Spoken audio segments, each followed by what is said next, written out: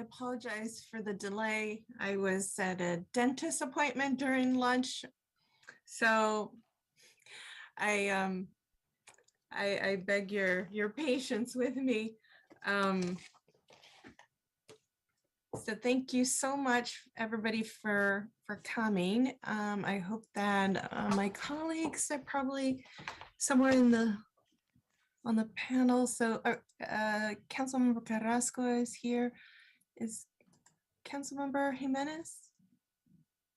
Yes, ma'am. Oh, wonderful, wonderful, wonderful. Okay, so before we begin, I want to remind the committee, board members and members of the public to follow our code of conduct at our meeting. This includes commenting on the specific agenda item only and addressing the full body. Public speakers will not engage in a conversation with the chair or the council members or staff, and all members of the committee, staff, and the public are expected to refrain from any abusive language, failure to comply with the code of conduct, which we will disturb, disrupt, or impede the orderly conduct of this meeting, will result in removal from this meeting. So this meeting of Neighborhood Services and Education Committee will now come to order. Can the clerk please call the roll, please? Jimenez? Present. Carrasco? Present. Arenas? Arenas? I'm here. Sorry, Ruth. we have a quorum. Thank you so much. All right, so we're gliding through here. The first item on our agenda is we don't have anything to review under a work plan or consent calendar. So we will begin with reports to the committee. And we have an item which is 1CC, Citywide Residential Anti-Displacement Strategy Quarterly Status Report. So we will probably hear from our housing department on this. Thank you.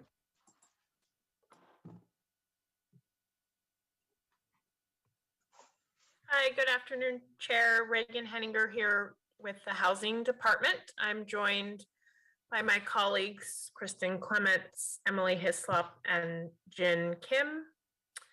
And we're giving our quarterly update on our work to prevent displacement. And I think I am turning it over to Kristen. Apologies, is this my slide? Sure, either way. I'll turn it over to you, Kristen. Thank you. And good afternoon, Chair and Council members. Kristen Clements with the Housing Department. As a reminder, the City Council approved our citywide residential anti-displacement strategy last September. Feels like a long time ago. And we got direction from you to work on our top 4 priorities that are listed here: equitable COVID response and recovery, tenant preferences, a community opportunity to purchase program, and then our commission composition. And today we'll give you an update on all 4. Next slide, please. And we'll start today with our commission's update, and I'll turn it to Jin Kim. Thank you. Good afternoon, Chair and Council members. My name is Jin Kim. I'm with the Housing Department. I'll be sharing recommendations for increasing equitable representation on the Housing and Community Development Commission with you today.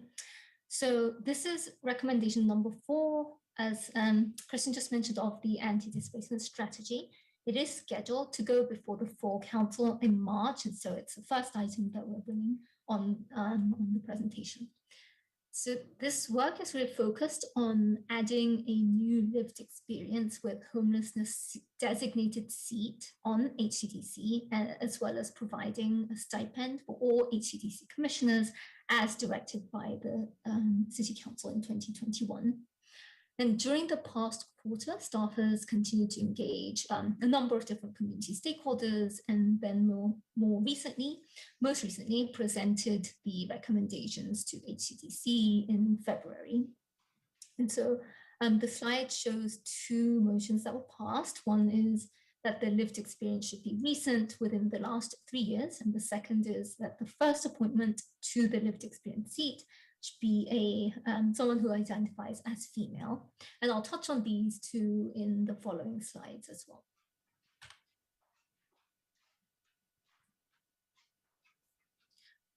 So diving into a bit more detail, first, recruitment and appointment. So should the new lived experience seat be approved by City Council, staff will be conducting significant outreach to our partners, including lived experience advisory boards, homeless service providers, residents of permanent supportive housing, as well as really using kind of a wide variety of outreach methods so that we can obtain a diverse pool of applicants.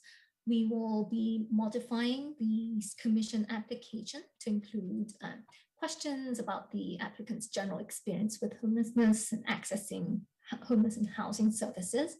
And then from there, so the selection would be based on their overall application, just as we do when selecting HCDC commissioner. And then as noted in the previous slide, so we did receive feedback about limiting the criteria to those who've experienced homelessness within the last 3 years.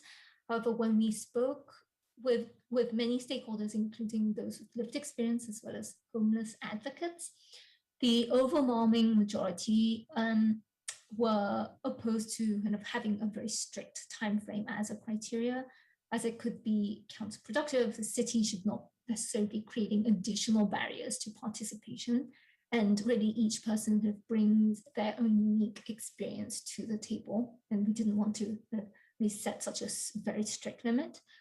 And then regarding the second motion, we also do not recommend limiting the commissioner seat in any way based on sex, gender, or gender identity, as there are concerns that this may be legally problematic. And we've discussed with the city attorney's office. And last point on this slide, so the staff recommends that the lived experience seat commissioner be nominated by the mayor at this time, as the mayor currently nominates citywide commissioner seats. And so we had initially considered the Council Appointment Advisory Commission as a potential nominating body. However, they've been unable to meet due to lack of quorum, so that was not feasible. However, the department is reviewing really broader recommendations around equity for the commission. So looking at the designated seat composition, nomination process, and we plan to return to City Council with broader recommendations on equitable representation at a later date. First, focusing on the sections. So resources and stipends. So in order to ensure that there's no barriers or reduced barriers to participation, we've been reviewing a number of different resources. So technology supports was one of the areas where we heard feedback about key needs. So a tablet, providing a Wi-Fi hotspot if needed, as well as other tech support. We also plan to provide comprehensive training and resources to all new commissioners, as well as implement a new buddy system for new commissioners as well. And then last of all, as also directed by City Council in 2021, we are recommending a nominal stipend for HCTC commissioners to help reduce financial barriers to participation. So we're recommending a stipend of $200 a month, dependent on meeting attendance. And this stipend would be intended to kind of cover travel or the miscellaneous costs as needed as well. And last point, so from feedback from current commissioners, we would have a mechanism for commissioners to opt out, or commissioners also expressed interest in potentially donating stipends as well. And the stipend is within the range currently being provided to other city commissions and boards. And with that, I'll turn to Emily. Thank you, Jen. Good afternoon, Chair and committee members. I'm Emily Hislop with the Housing Department. I'm going to talk a little bit about the state of the Rental Emergency Assistance Program for COVID-19. Through the state program, as of February 23rd, there are currently about 15,138 completed rent relief applications. So far, $60.7 million has been paid to roughly 4,900 households in San Jose, and the average amount of assistance is $12,390. For the makeup of these applicants, roughly 60% or more are below 30% AMI. Roughly 50% are from Latinx households. And just not on this slide, but about 86% are 50% or below AMI. So we're really talking about the very low and extremely low income that have applied for rent relief. Next slide. So some important things happening. The limited protections that are in place remaining from AB 832 are going to end at the end of March.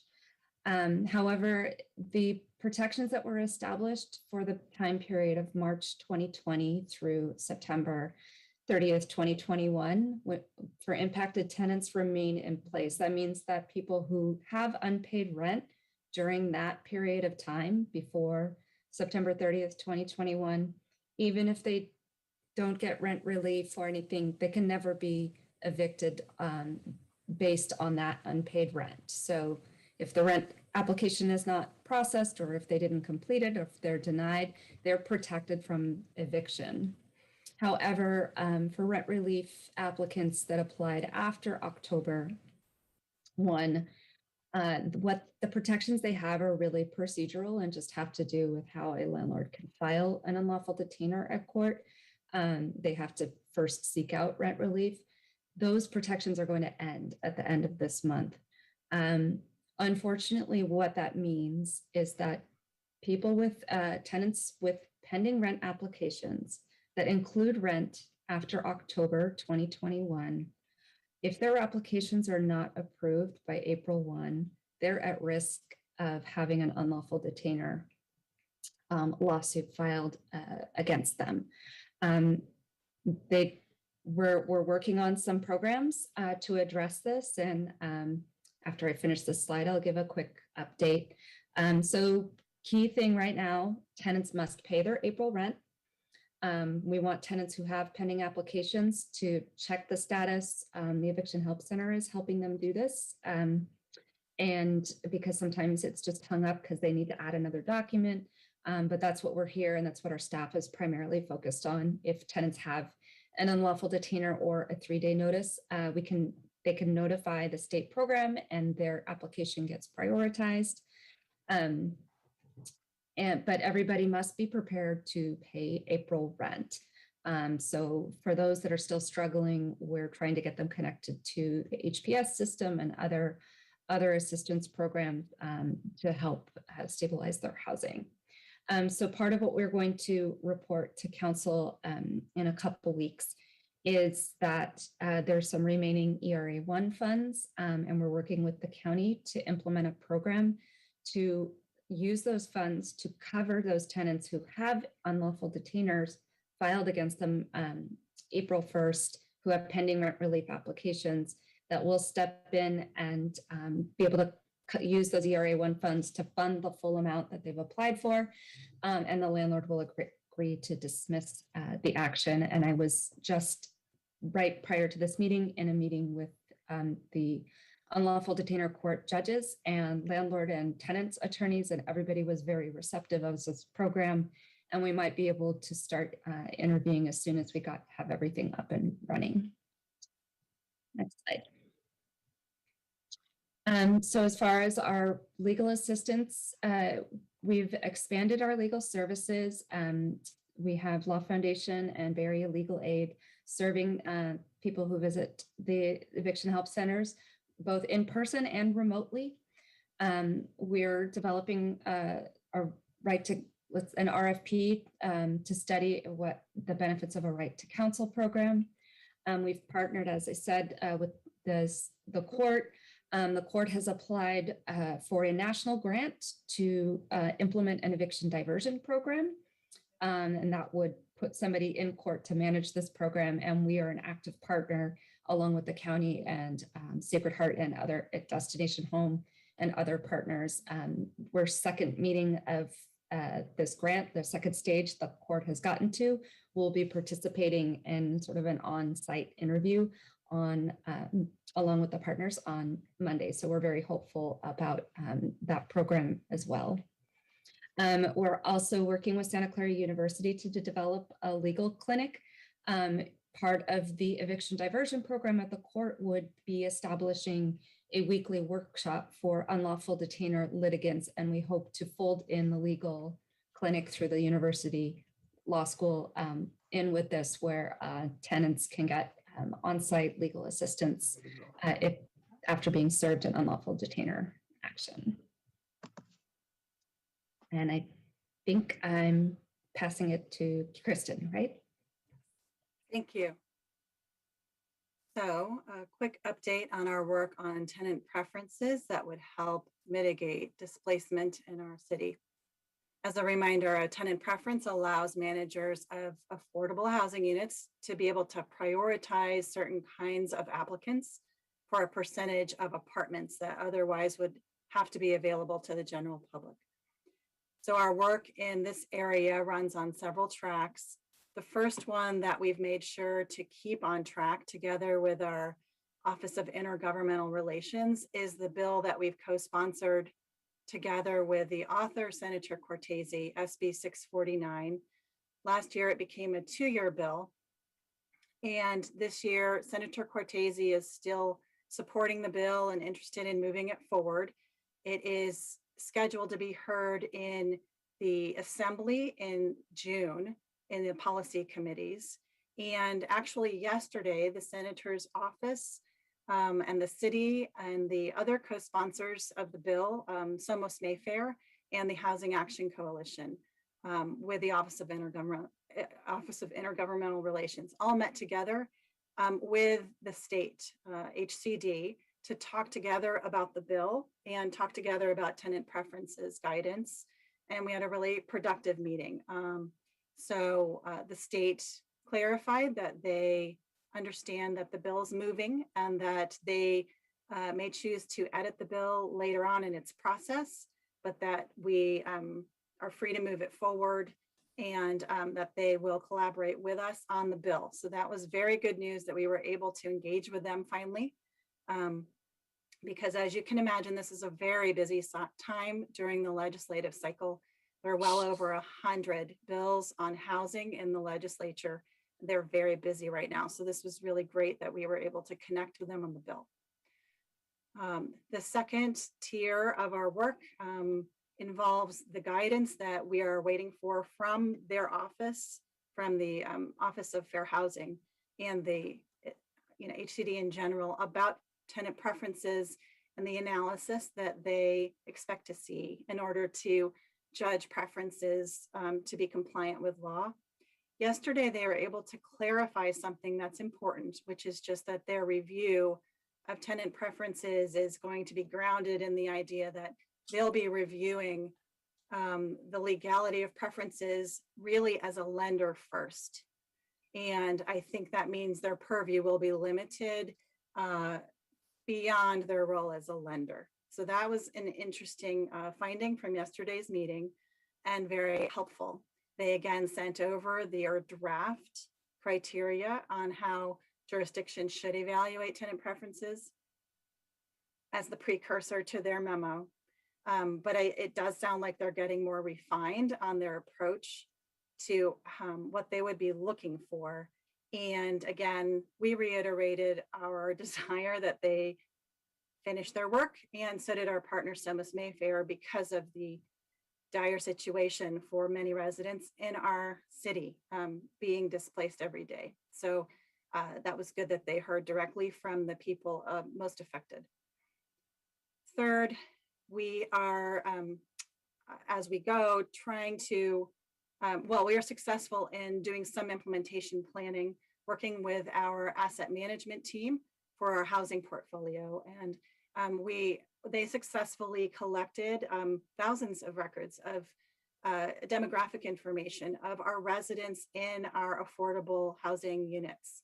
And so that is really important for us to be able to do our analysis appropriately for the state. So that was great work by our asset management team.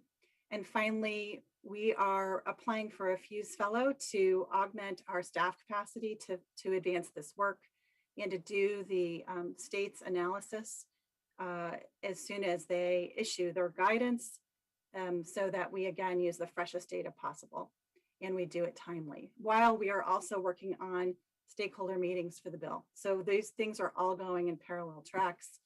And I'm glad to hear that there's a little bit of progress being made, because we know this is urgent for many people in our community.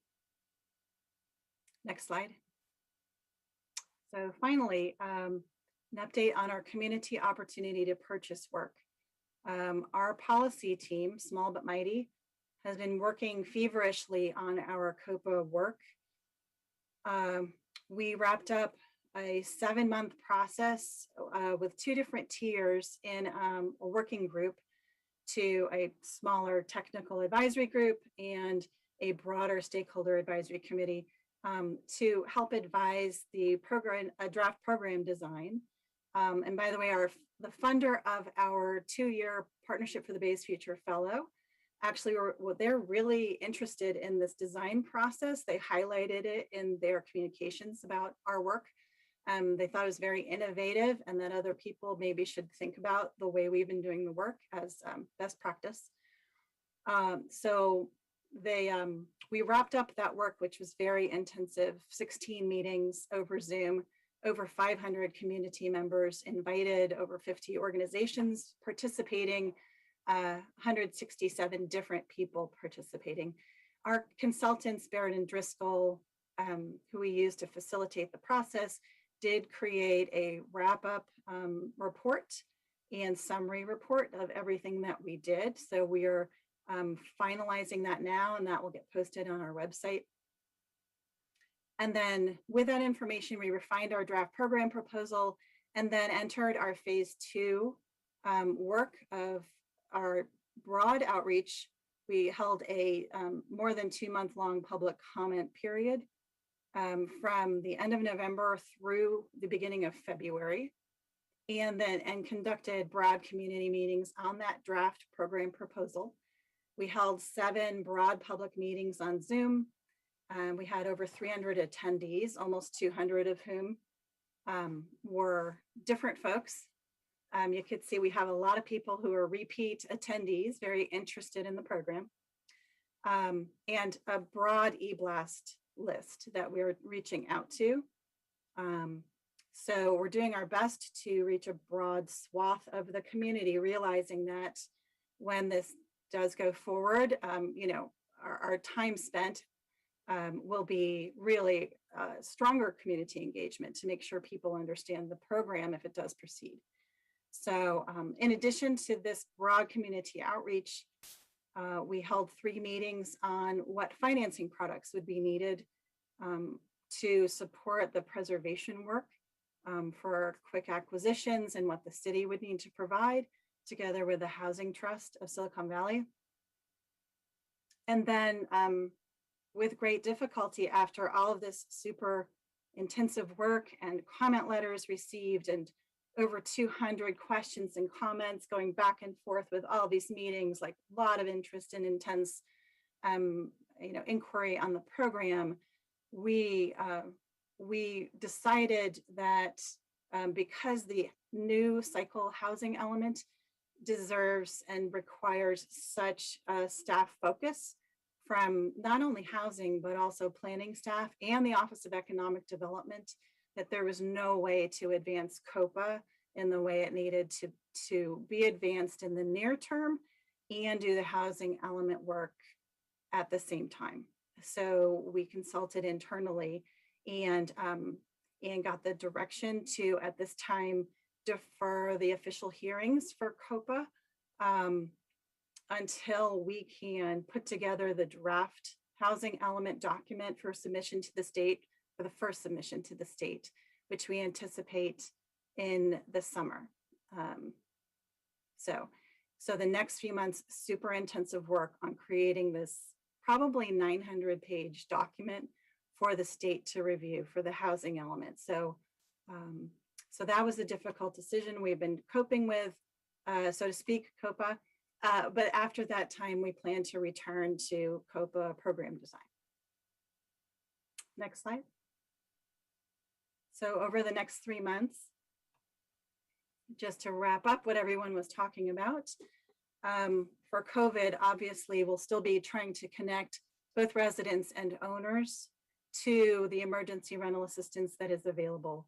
We'll certainly be operating the eviction help centers and connecting people to legal assistance if needed, and working with our partners, our community-based organization partners, to help those who are eligible.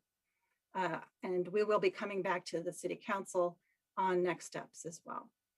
For tenant preferences, we are absolutely moving SB 649 forward, and we are in the middle of applying for a FUSE fellow to augment our staff capacity.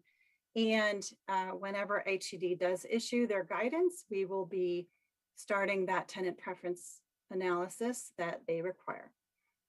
For COPA, again, we're deferring final program recommendations and further outreach until after the first draft of the housing element is submitted. So we expect that late summer, early fall. And then with a lived experience commissioner and stipends, next step is to come to council and then have draft municipal code changes proposed to finalize the support plans for recruitment and for training, and then start the recruitment for this seat. And with that, we're happy to take any questions or comments. Thank you. Thank you. We're going to move to public comment. Is it Ruth who's here with us today?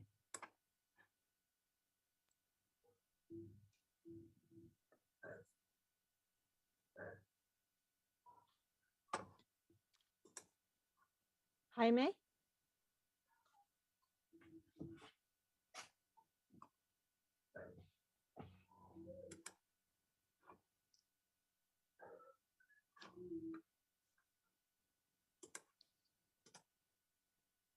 Jaime, go ahead, please.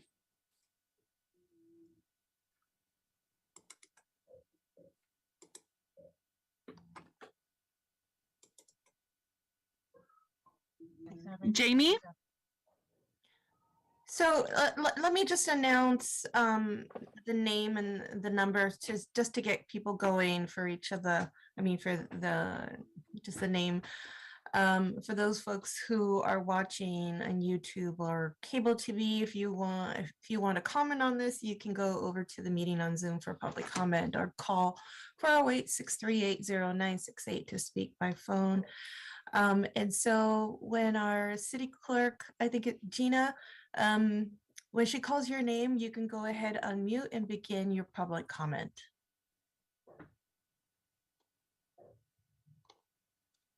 Is it Jamie or Jaime? Go ahead, please.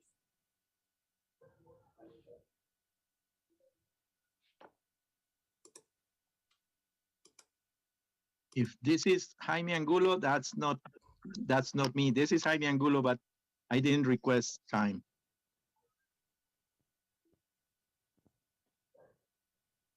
Hello, Jaime Angulo. Nice to hear from you. We'll move on to the next speaker. Blair Beekman. Hi, Blair Beekman here. Thanks for the meeting today. As this item seemed at the end to talk about many different programs that you're working on, I guess hopefully I can speak to some just overall unhoused programs at this time. The funding that we're receiving from the state and federal level is pretty amazing and impressive. And I really hope that, you know, we can really learn how to use that money well for, you know, for our unhoused programs. Like I've always been saying, be wary that, you know, this good subsidy money, I don't want it to be taken over by high developers. And you know, and with the urban village housing, you know, if you're going to use that money for those purposes, really be considering ELI and VLI and mixed income with the future of urban housing development. Use subsidy money what it's intended for, are unhoused. That's my feeling. Thank you. I also, to offer a few other items, there were many items at City Council yesterday or Tuesday that they were really nice that spoke about, you know, homeless issues we can work on. Good luck how we can do those things, what can be accomplished. With the tow issues, there was an interesting item about tow issues. You have a new towing contract. Can that be used as sponsorship to help the people of Columbus Park help tow their cars as a free service, as a helpful service, not as punitive? Thank you. Good luck in those kind of efforts of community participation. Thank you. Brian Darby. First of all, hello, can you hear me okay? We can hear you, Brian. All right, thank you, ma'am. I want to, you know, with all this COVID stuff and everything, the fact of how much effort the housing department has put in, maybe it's not perfect, or none of us are, me in the first, forgive me. It's really very touching. And I, you know, just want to say thank you, y'all. It hasn't been easy. You know, we had 2 years of pandemic and all this other stuff going on. And it's really expensive living here, as we're all aware of. But to really treat the homeless, sorry, we shouldn't say that, people who are unhoused or in danger of being unhoused, let's treat it like a real emergency. I mean, look at how the world came around with what happened in Ukraine, you know, and stood behind him and all that. There's technology out there to build quality there's 3D printers that actually print out homes, you know, $5,000–6,000, fully fitted out there, about $25,000 a piece. Entire neighborhoods are being built in Texas and in Arizona, and I believe in Mexico, plus a bunch of places in Europe. I would really encourage you to refer to I sent in a couple of emails with links. Treat it like an emergency and just build the heck out of places that you can. Thank you very much. Calling user number 1.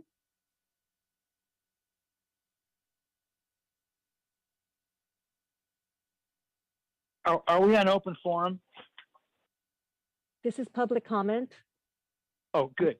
I want to make sure I was on public comment. Yeah. Hey, I want to thank everybody down there for lighting up St. Patrick's Day at City Hall down there. They refuse to do it for Christmas, even though you people are paid for it. Refuse to do it for Easter. I know you're not paid for it, but it'd be nice to see and mention those holidays. Pam Foley, my city council person, she refuses to recognize those holidays. You also need to recognize St. Joseph's holiday, the patron saint of our city. You should light it up in red. It's the official color of St. Joseph's Day. Also Father's Day in many, many countries, including Mexico, I believe. But you guys refuse because you hate Roman Catholics down there. It all started with, what's her name? The Faccia Brute, Susan Hammer. Oh, God, that face. Anyway, who's ever listening, please call City Hall and encourage them to support other holidays. I'm glad they're supporting St. Patrick's Day. And I also would hope that instead of having flags and lighting up things for Ukraine, maybe start thinking about how you're going to help the people who are going to come here from Ukraine, because many Ukrainian people live here, and they're going to need, they're going to be with their families, but they're going to need housing and jobs and everything else. And if we can get together with tech companies and City Hall, help out the Ukrainian people who are going to end up here, as many will. There are a lot of high-tech people are from the Ukraine. They're high-tech capital of that region of Europe. So instead of flags and candlelight vigils.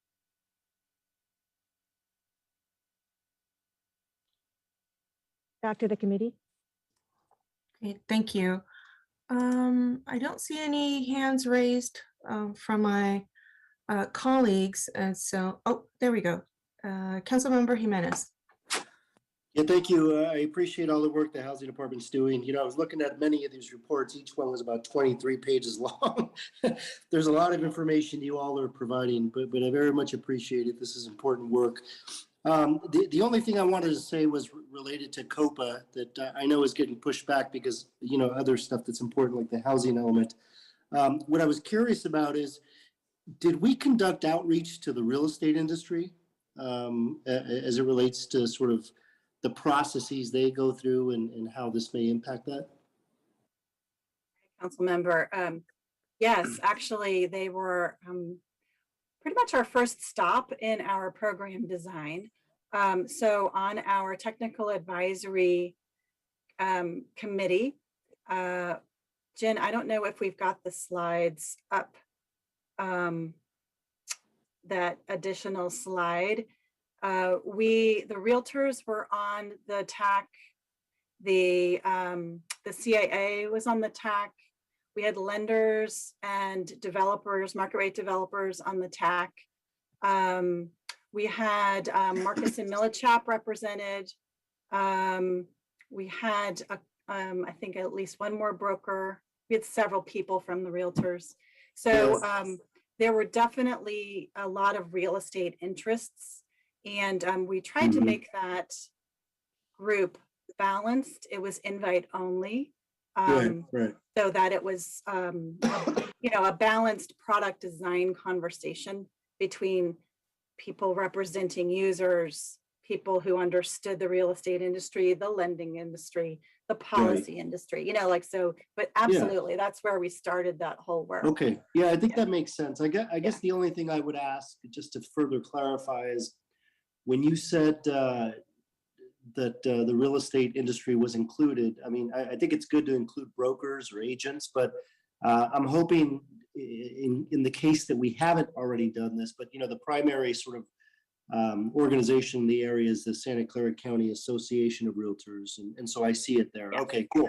And the reason the reason I mentioned that, Kristen, is because I had a meeting with their CEO or director, and then one of their new folks that just came on a few months back, but she wasn't too familiar with COPA or, you know, why the structure was taking shape the way it was. And so anyway, so I just didn't know. And I apologize that I missed this on the slide. Oh, no worries. There's no way to memorize all this. Tim Bobian, who I guess is now in Arizona, was basically at every single TAC meeting and almost all the stakeholder advisory meetings. And then Neil was as well, Neil Collins. Okay, cool. And then I neglected to say our bond friends. We're at every meeting and every Yeah, we know they're public an active comment group, and so, meeting also in phase 2. Yeah. Okay, cool. And so, Yeah. Okay, all right, cool. So that was the only question I had. Obviously, important work. Thank you for everything you all doing. I'm not sure how you put out all this work consistently, given the challenges we have around the city and the need as it relates to housing at every level. So thank you. Thank you.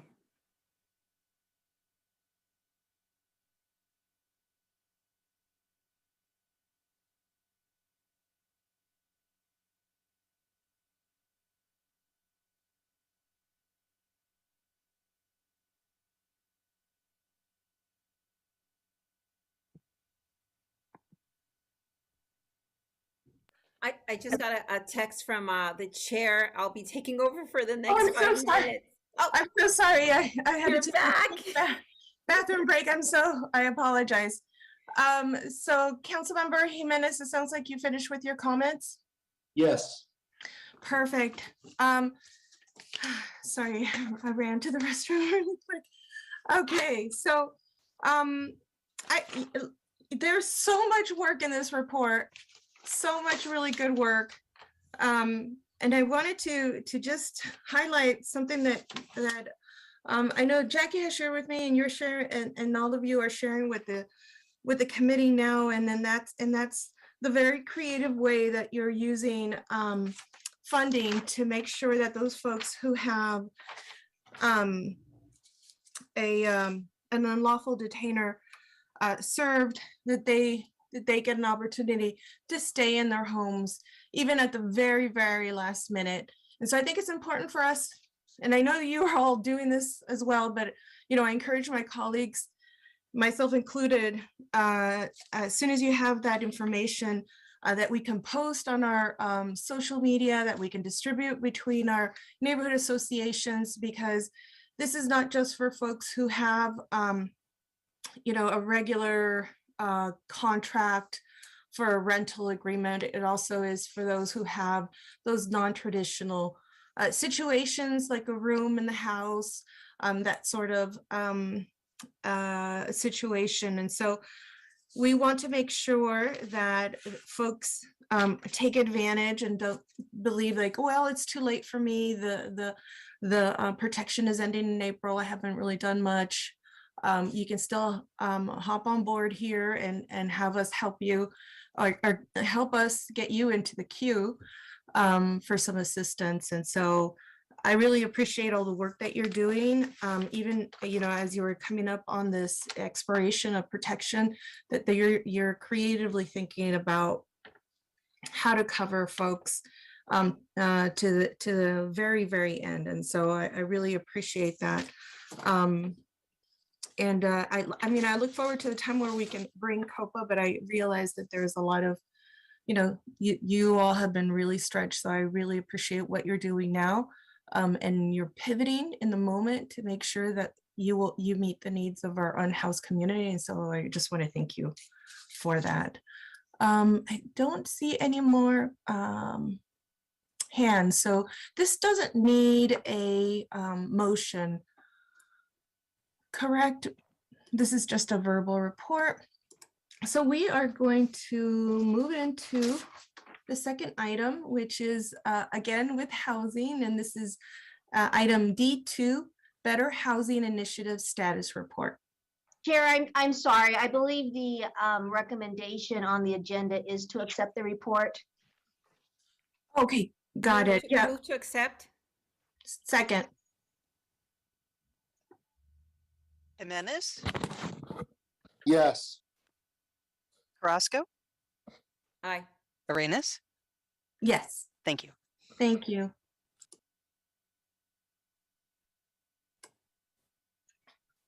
Go ahead. We can move forward with item D2, the Better Housing Initiative Status Report. All right, thank you. Good afternoon, Chair and committee members. My name is Rachel Vanderveen, Deputy Director with the Housing Department. And today I'm joined by a panel of co-presenters. So we have Bianca Madrid, the Housing Department's Community Programs Administrator, and Captain Todd Trayer from San Jose Police Department, Roger Bowden from Code Enforcement Division, and Hilda Morales from Project Hope. We also have representatives from Catholic Charities who have joined us in the audience.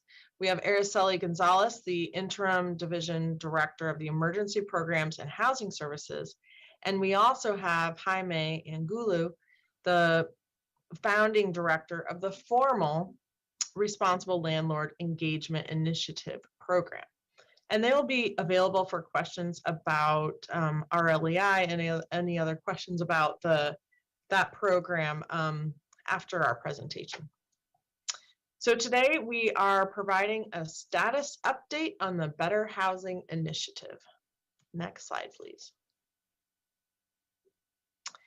The Better Housing Initiative is a community development pilot program that engages development owners, management firms, and the tenant community in partnership to strengthen the management of multifamily affordable housing developments with problematic issues. Issues at the target properties include a history of extensive code violations, miscommunication between property management and the tenant community, and/or chronic tenant and neighborhood complaints. Our program activities are guided by three main objectives: to engage stakeholders, collaborate, and strategize for solutions. We focus on proactive communication with stakeholders to identify and prioritize resolutions that improve property management practices and the quality of service delivered at our target properties. The program aligns with the city's roadmap and enterprise priorities for two things: for safe, vibrant, and inclusive neighborhoods and public life, and the COVID-19 community and economic recovery strategies. Next slide, please.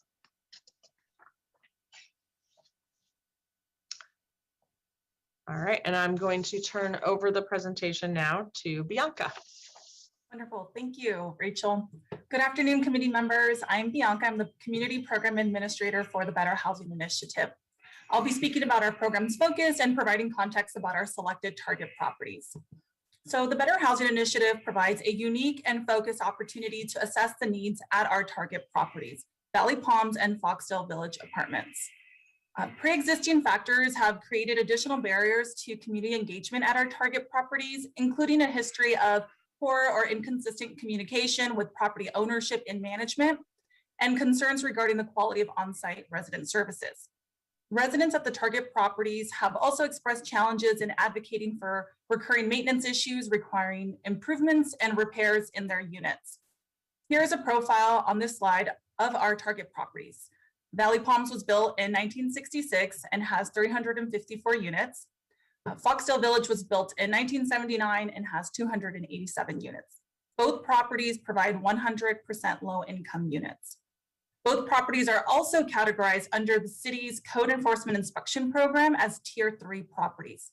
And as part of their risk-based inspection program, these properties are inspected on a 3-year cycle.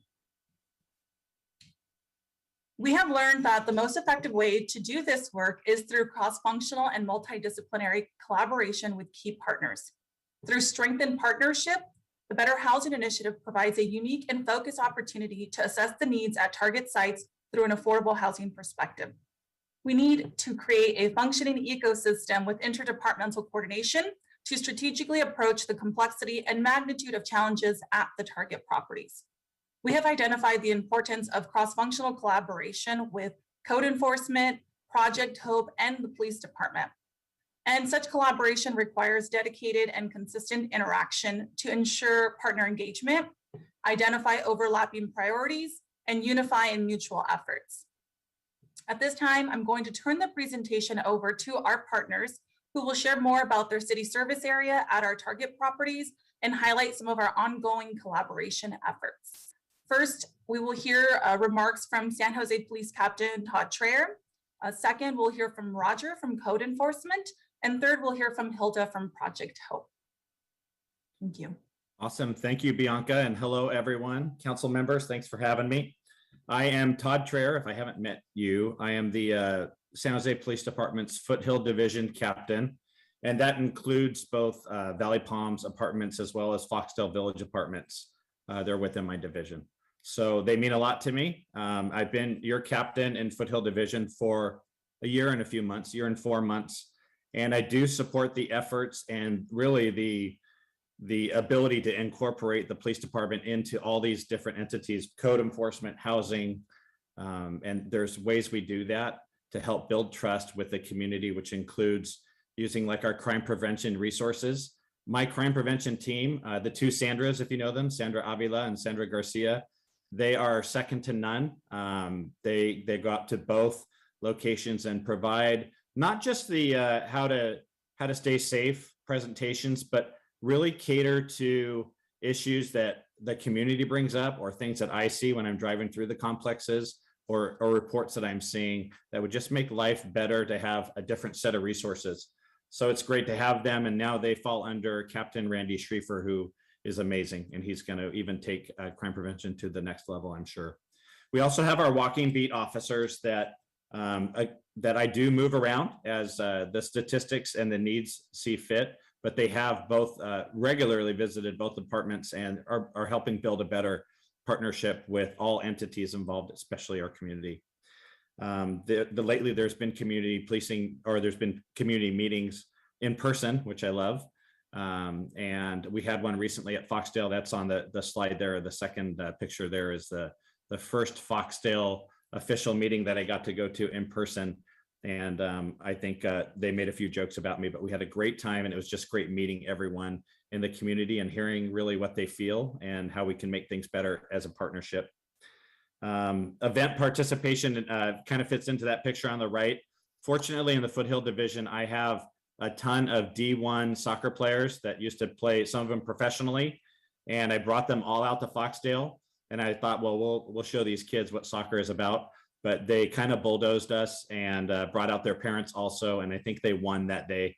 But that was probably one of my funnest days. And we've done the same at Valley Palms as well. So just having the voluntary participation by the officers for something like that is great. And the kids are still talking about how they may have scored off of me when I was in the goal.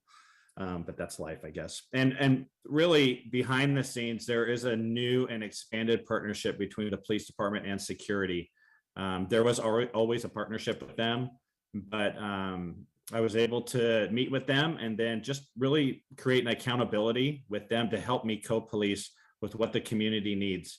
I didn't know everything they were doing, right? And that is not okay. That doesn't work for me, and help me provide different resources. And now that we're working together, I can get video when there are crimes occurring. I can get their take on places that seem to be a location where people are targeting, cars are getting broken into, that type of thing. I can change how we use resources from the police department. I guess that combined with our work with Project Hope has just been successful already at Valley Palms, and I just see it emerging, growing even more so at Foxdale. So thank you to my partners who are all here. I do want to say that I have direct contact with security management, with housing, code enforcement. When we see things, even if it's not a police problem, we report it. And that I never have seen that before. I've been a cop a while, and just to see how it's working, I think we can just get better and make things better for people. That is all I have. Thank you. I'm going to pass it to my next partner, I believe, from code enforcement. Does that sound right? Yeah, there we go. Thank you. Hi, thank you, Captain Traer. Good afternoon.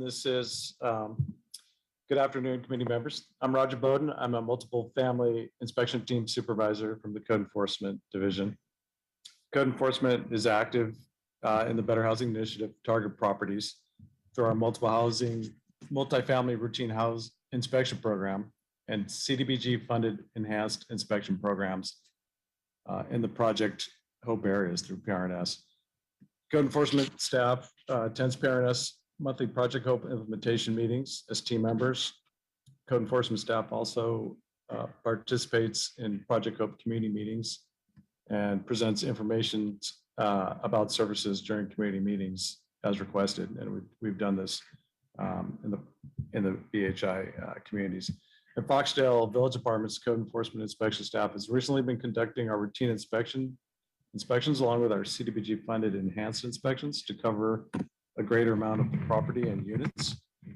Code enforcement follows up to make sure needed corrections are completed before we close out any of the casework. Code enforcement staff and the BHI initiative have collaborated to present educational training to property management, to promote education to property administrators to help them in their job. And code enforcement can use the Better Housing Initiative pathways to strengthen communication with community partners. And we see more opportunity to collaborate in the future. Now I'm going to hand off to Hilda from Project Hope for her remarks. Next slide. Thank you, Roger. Good afternoon, community members. My name is Hilda Morales. I'm the Community Services Supervisor for Project Hope. Project Tope is a unique and innovative resident engagement and empowerment program that aims to improve the quality of life of residents. This program is currently active in 9 sites within the city and launched its efforts in the Foxdale Valley Apartments, June of 2021.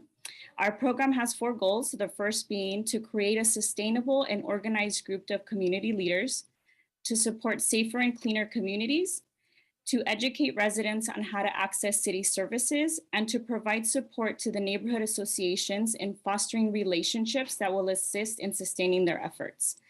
Project Hope utilizes a 5-phase community engagement approach, along with the core values of equity, trust, dignity, and respect, with that goal of building relationship with residents and empowering them to unite and move towards self-advocacy. Through the We Do, We Show, and We Continue to Support model, Foxdale residents successfully established their Building a Better Future Foxdale Neighborhood Association in November of 2021.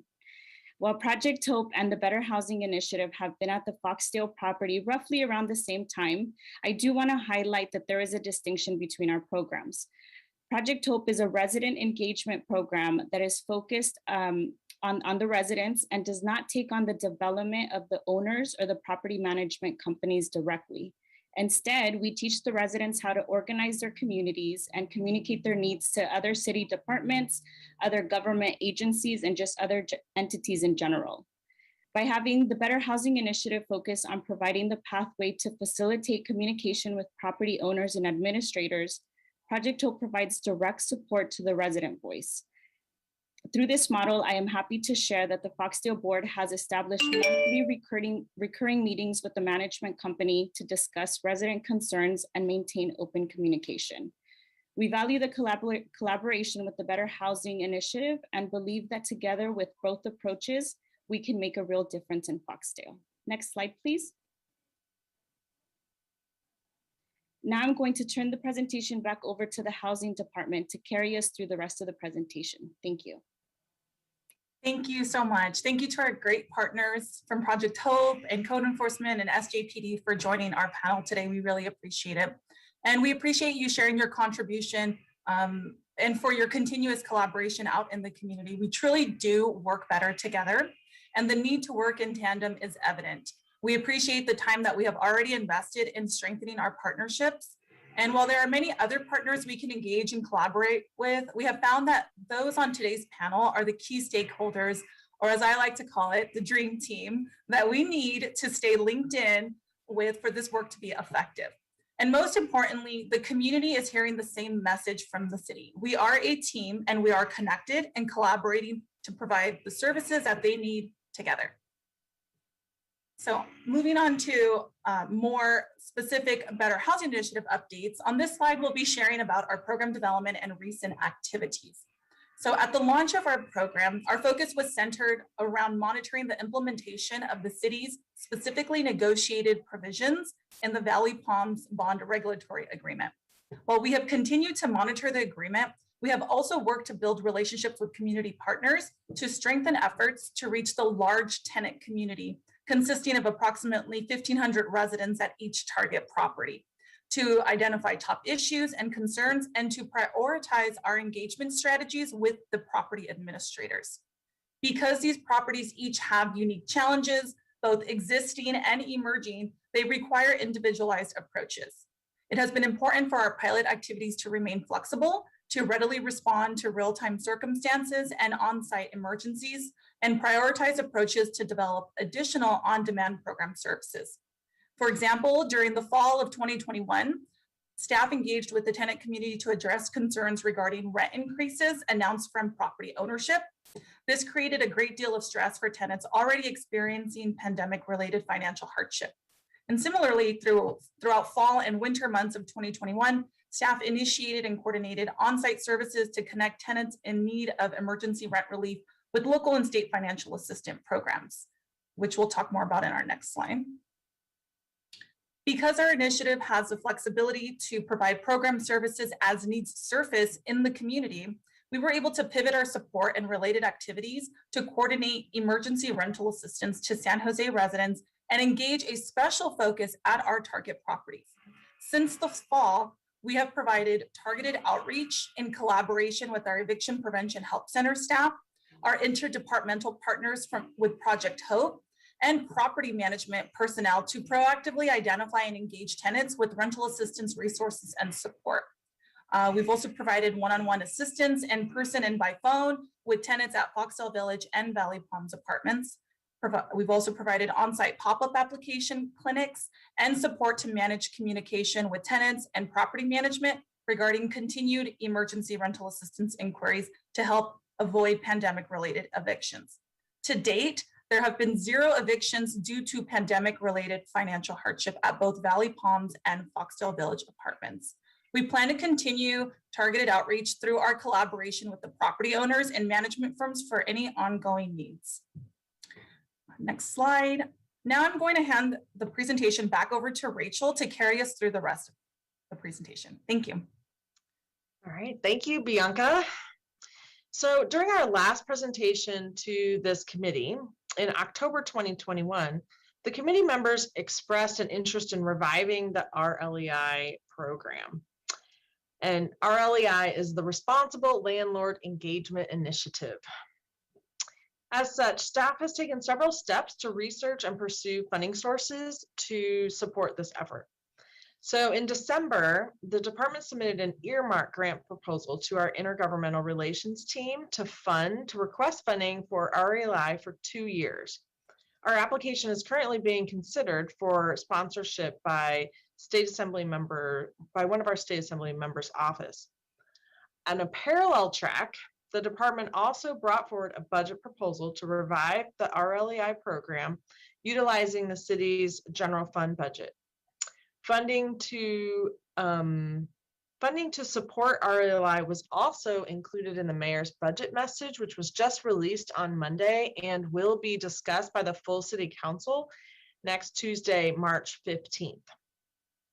Additionally, staff has met with Catholic Charities to ensure that they would be ready to relaunch this program as early as fall 2020, once funding is identified and put into place.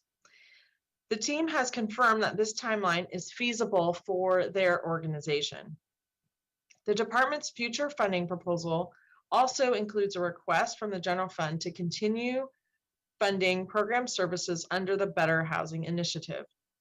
As with the typical budget process, this proposal is being discussed with the city manager's office, and if it will be included in the proposed budget in May if the city manager's office supports moving forward with that proposal. Next slide, please. Now, I'd like to take a moment to describe what it would look like if both programs operated at the same time and how our service models would differ. So the city would focus on non-city funded affordable housing multifamily developments. This allows the department to engage our knowledge of affordable housing, regulations, and asset management experience to identify gaps in service or collaboration and in areas of improvements within business practices of property management operations. By dedicating staff to these efforts, we'll bring the community's needs to the business partners' conversations and provide a pathway to support improved partnerships and relationships between property owners and management with their tenants and community partners. On the other hand, the nonprofit agency would focus their expertise at the grassroots level to engage smaller size properties identified with 50 or less than 50 units. And they would be working with community groups to address areas of concerns in their neighborhoods. This approach allows the nonprofit to work with properties that have single owners or unique management practices and provide individualized interaction with neighbors and community members that in order to develop workable solutions. And at the same time, the city can be working with the larger properties. We see a great opportunity for the collaboration between both programs, and we hope to work together in the future. Next slide, please. So this concludes our presentation and will be available for any questions that you may have. And we just really thank you for your time in listening to our presentation today. Thank you so much. And we are going to move into public comment. Blair Beekman. Hi, Blair Beekman. Thanks a lot for this item. It's an interesting mix of different programs of the city. I guess this would kind of maybe be what Reimagine programs are about. Using so many different resources. It seems appropriate to mention that the good ideas of 211 and 311 can be of help with the Foxworthy area, this apartment complex and issues that you're trying to gather a community feeling for. I don't know if it's related to the issues about the deaths, highway deaths that were happening. If it is, good luck in steps to take to do that. And it does take a whole community effort. And so good luck with that. Yeah, I think Jill Borders mentioned, how can we talk about what is it unhoused around the area? Is it a drug issue that's around the area? Just to mention those words just for openness. And to finally conclude, good luck how we talk about that.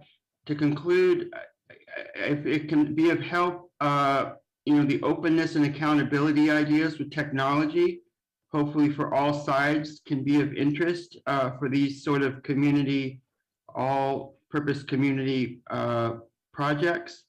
I don't know where and how, but I think by mentioning it, it can be of help in different ways. So yeah, so with technology and data collection, the openness and accountability practices I hope can be of help in this entire project. Thanks a lot. Back to committee. Great. Don't see any hands. Oh, there's one last public speaker. Hi, can you hear me? Yes, Andres, we can hear you. Hi. Hi, Councilmember Arenas. I wanted to voice my support for Rlei. I know that I'm the president of the Brahms Edgeview Neighborhood Association, and just wanted to mention that Rlei has really changed our neighborhood for the better. They've really helped us several years ago, so I'm glad to see that Rlei could be funded. I think it's essential for the city and for everyone. Thank you.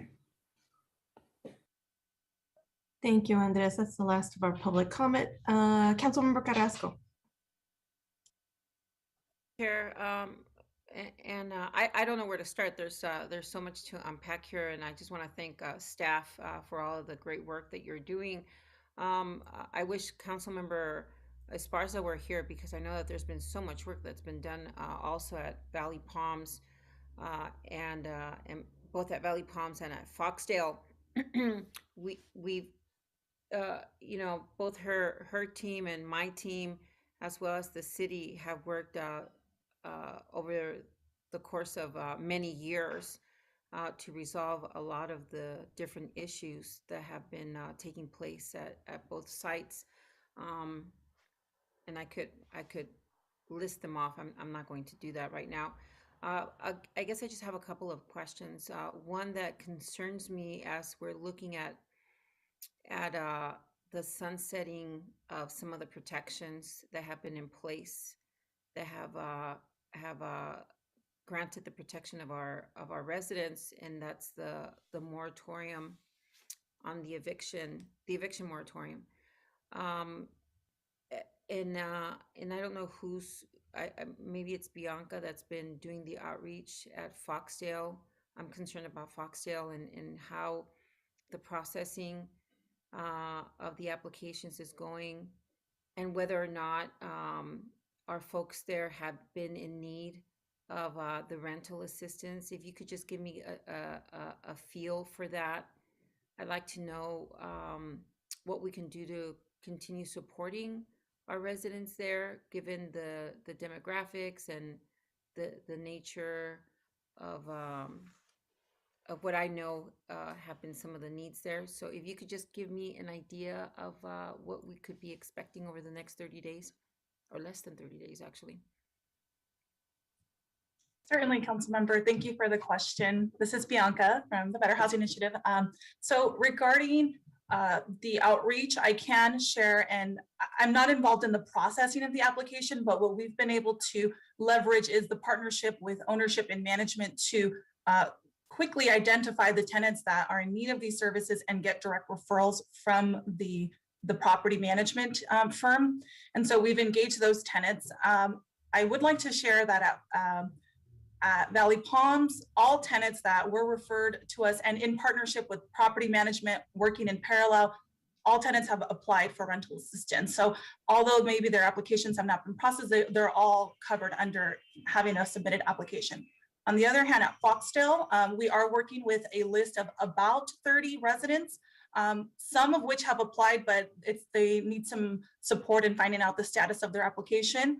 But even as recent as this week, management has referred tenants who are behind in current rent for March. So we have a close relationship where they are working with us and through us in some ways to identify, so that we can identify those tenants so we can engage with them as quickly as possible and offer them the support if they want to apply, which many of them do. So I hope that answers. Yeah. Okay. So so still tenants that are being identified currently and ongoing. Yeah. They're going to be needing help. And I think that gives us an idea, not just of the folks in these complexes, but I think these complexes are probably a good barometer for what might be happening citywide. That's just my feel for things. Thank you for that. I also wanted to thank folks from our Project Hope and Captain Treyer, who have been really great in terms of being there and having a presence and engaging with our families, especially our kiddos. Thank you so much, Captain Treyer. You've been fantastic in terms of being there and making people feel really comfortable and feeling like they can just call on you whenever they have an issue. And that wasn't always the case. So I'm very, very grateful for that. That's it for me, Chair.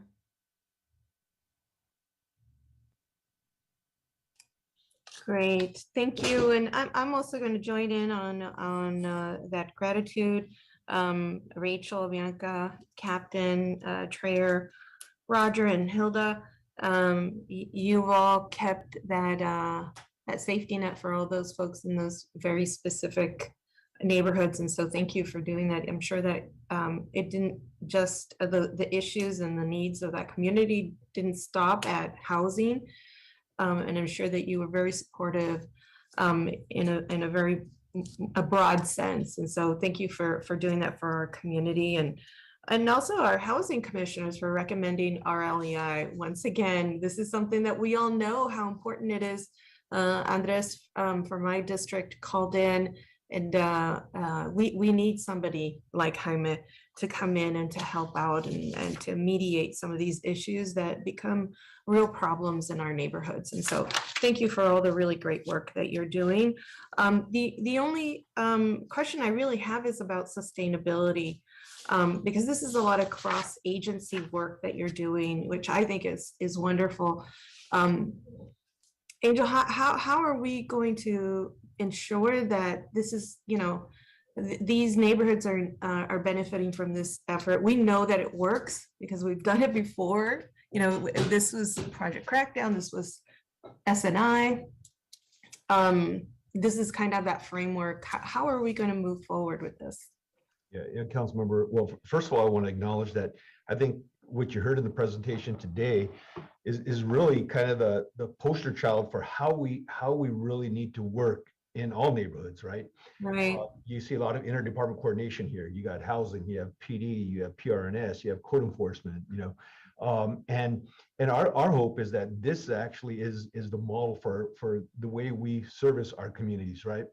And so as we continue to apply an equity lens to the work that we're doing, and as we continue to really hone in on communities of need and in need, I think, as a city, we're going to need to prioritize these type of efforts. And in my opinion, these are the ones that need to be prioritized in advance to our budget process and in the work going forward. So yeah, that's our intent. That's our plan.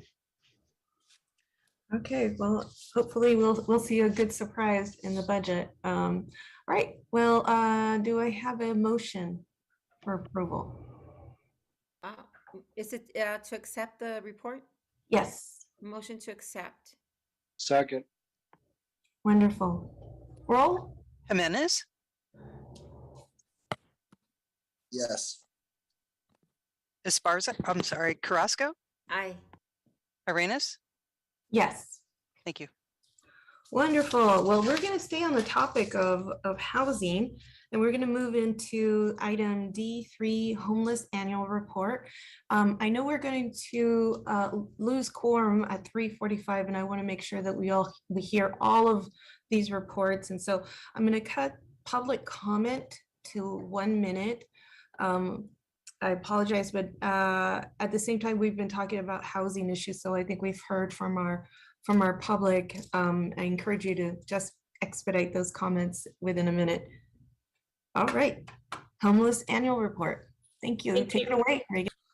Thank you, Councilmember. And we'll try and be brief with our presentation because I know there's still a lot left on the agenda this afternoon.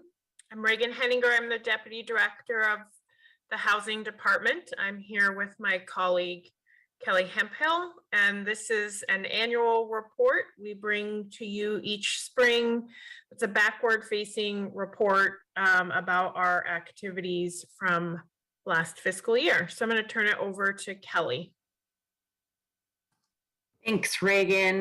Good afternoon, Chair and committee members. I'm Kelly Hemphill, the Homelessness Response Manager. All right. Oh gosh, where are you going? There we go. Okay. Fiscal year 2020-2021 was quite the unique year. To set the context, San Jose had been facing a housing crisis. The COVID-19 global pandemic exacerbated the crisis, especially for the most vulnerable in our city, individuals and families experiencing homelessness and individuals on the cusp of becoming homeless. This report focuses on the Housing Department's response to COVID-19 and the programs that we implemented. We prioritized programs that would keep people experiencing homelessness safe.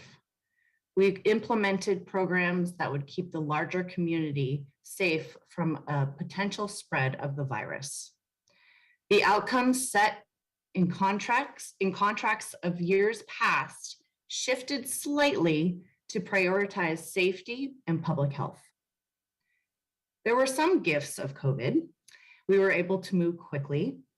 We were able to get very creative, and we reprioritized how we help people. We mobilized and managed 4 emergency congregate shelters to increase beds for individuals to shelter in place.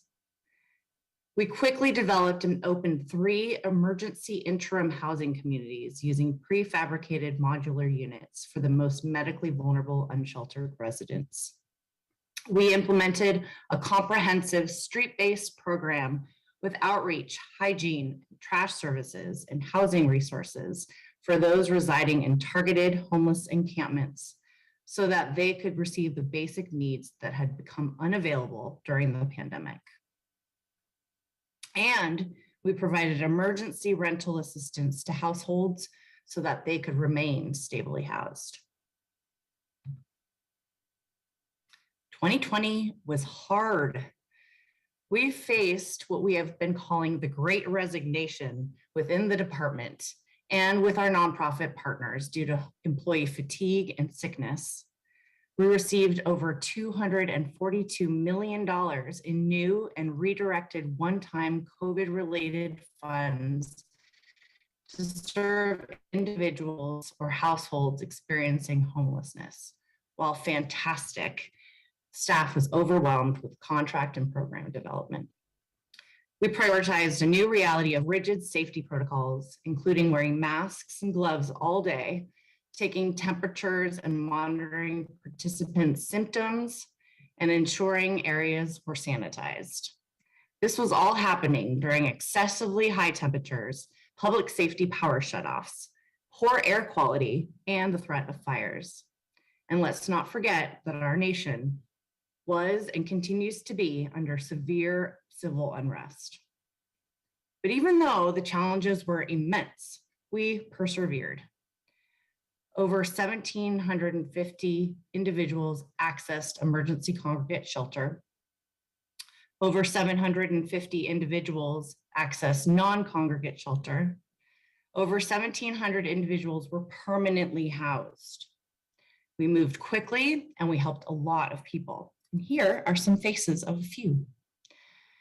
We also continued to operate the prioritized programs that were implemented pre-pandemic, and we still met most of our system-wide performance benchmarks. It was a transition year, however, for some significant programs, including the Rapid Rehousing Program and the Employment Development Program, some of which did not meet the benchmarks, but with the internal and external challenges, it was not terribly surprising. The ideas envisioned as part of the community plan to end homelessness were able to be implemented immediately in response to COVID. We've made quite a bit of progress on the plan's goals. Since January 2020, nearly 6,000 people are no longer homeless and are now in permanent housing in Santa Clara County. Also, since January 2020, we've seen a 33% decrease in the number of people falling into homelessness. More than 96% of people connected to permanent supportive housing have remained in their homes for more than a year. Year-round temporary shelter capacity increased almost 20% to 2,227 beds. And that's largely because of the efforts of the city and the county. Now I'll hand it over to Reagan to discuss our lessons learned and our priorities moving forward. Kelly.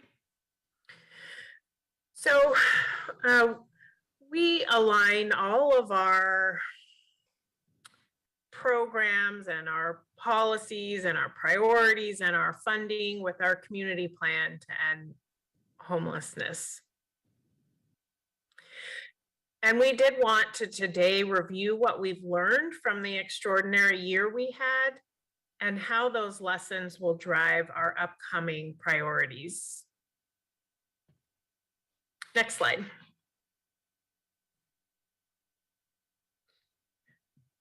So, two programs that we expanded and really innovated on during COVID are our emergency interim housing. Prior to the pandemic, we had just one tiny home community and a second was under construction. Today, we have 2 tiny home communities and 3 emergency interim housing communities and a 4th that's under construction. We also dramatically expanded our emergency rental assistance. Prior to COVID, our homeless prevention system was serving about 1,500 households a year. And in the first phase of rental assistance during the pandemic, we served over 15,000 households. And while the COVID emergency provided an infusion of one-time money to do this work, the challenge now will be, how do we keep doing this, scaling, iterating, and innovating? And so this coming year, we'll work with the city manager's office and Public Works on how we reach that mayor and council goal of getting to 1,000 emergency interim housing units. And we will be coming to CED committee later this month with an update. And looking ahead at emergency rental assistance, we'll continue to focus on eviction prevention and diversion. We'll be coming to council with an update on March 22nd. I will add that we have surveyed our eviction prevention help centers have surveyed the families we've served, and it's clear that a majority of those households have ongoing worries about their long-term housing stability. And so Measure E will be an important resource to boost our local rental assistance program. And then I will say one other project we are working on is Destination Home is working on a pilot universal basic income program in the coming year that will also help provide greater economic stability to families who are struggling. Next slide.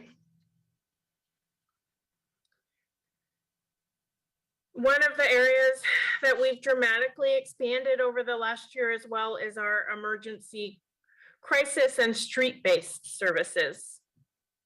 Again, the one-time influx of COVID-related funds allowed us to provide increased street-based outreach and case management. We've been delivering hot meals as well as supplies to those living outside in encampments.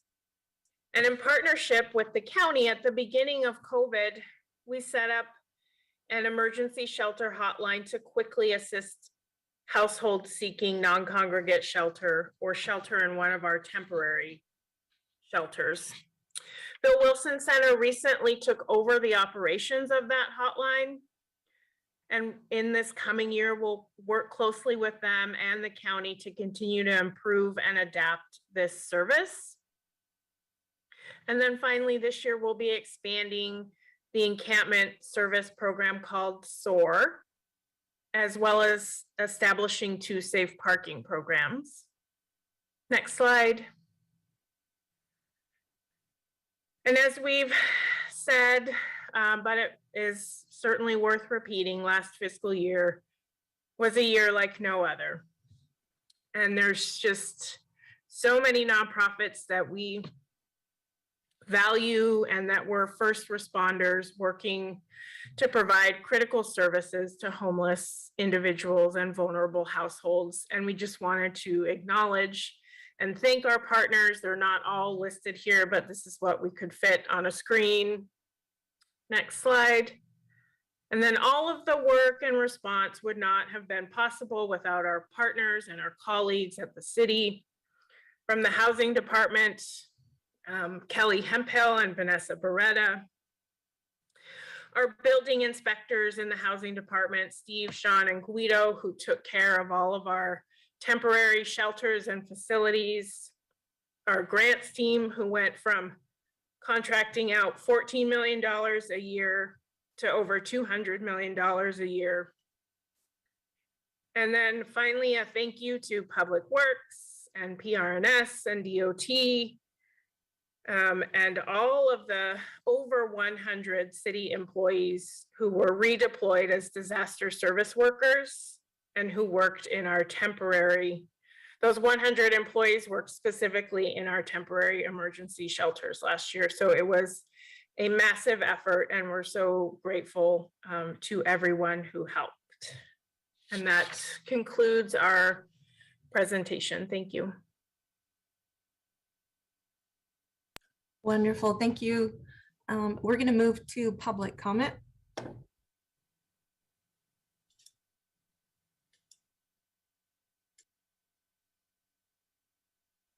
Blair Beekman. Hi, thank you. Blair Beekman here. I may have gotten Foxdale Avenue and Foxworthy Avenue confused in my previous public comments. Sorry about that. But hopefully, same ideas still apply. Hopefully, still be used. For this item, very much of a thank you. I think I just wanted to quickly offer that it's my understanding that we may be receiving one-time funding as local cities, but from the COVID things, but the federal government passed along really significant amounts of money to the state level for them to learn to reinvest in and build their own funds, and then they pass along to cities. So we will be dealing with more amounts of money for programs in the future. I feel it's a matter of how we choose those programs well, and how our new questions we have for ourselves. Good luck in these sort of questions and issues. Thank you. Back to committee. Thank you. Seeing that there is no hands from my colleagues, I'm going to begin with some comments. First of all, a huge thank you. That's a huge undertaking. Thank you for keeping our most vulnerable safe and protected and supported during this very difficult time. You just keep meeting and really going beyond expectations, so thank you. I also wanted to just point out that that I really loved that you had a success story with Maria, and she was a single mom who was struggling as she worked from home, and her kids' childcare had closed, and I love how you showed the connection between childcare and employment and housing, right? They're all linked together, and this was a perfect way to outline a lot of what I think other women are facing. And Maria is a symbol for all of those. So thank you so much for picking that up and making sure that it was in there. I do have a question about the employment development programs. They didn't seem to meet their outcomes once again. What are we doing to improve that oversight of the program and the outcomes of the program? Excellent question, Chair. This was a transition year for our employment development programs. This was the first time we had contracted with those two nonprofits. And so it took a little bit of time to acclimate them to us.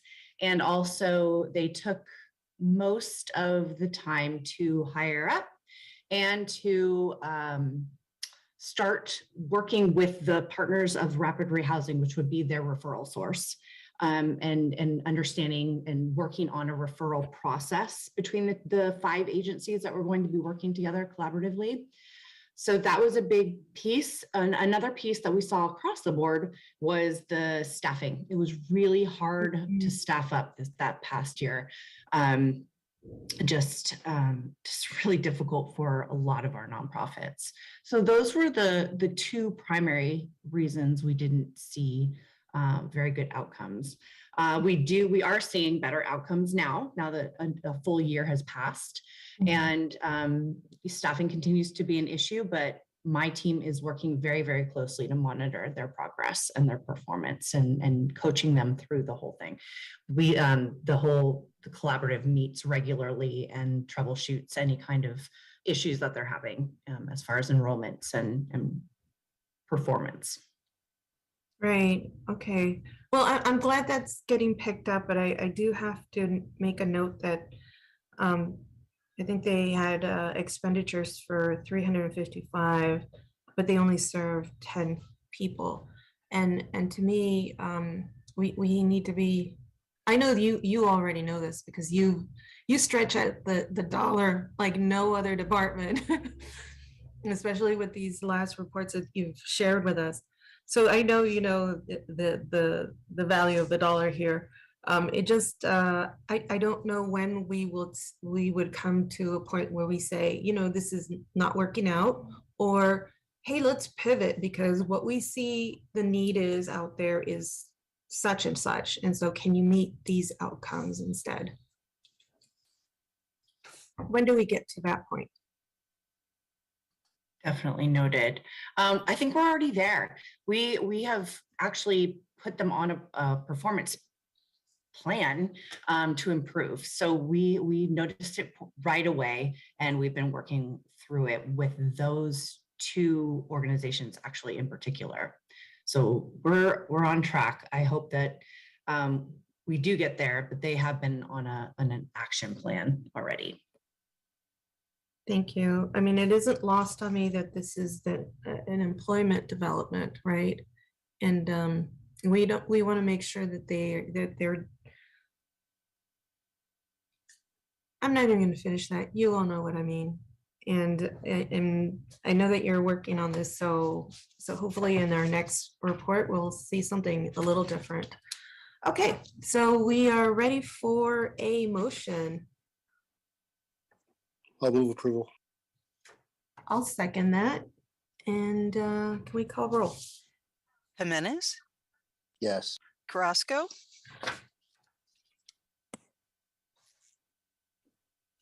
Arenas. I'm a yes. Thank you. All right, so moving on to item D4, 2020 to 2021 Activate SJ Strategic Plan and Community Impact Annual Report. Right, we're good to go. Good afternoon, honorable council members and members of the public. I'm Neil Ruffino, Assistant Director for the Department of Parks, Recreation, Neighborhood Services. And I'm joined here today with Daniel Lauzo, our Public Information Manager, and Dave DeLong, our Division Manager for Administrative Services. I do want to note that both of these folk have just recently been permanently placed in their promotions.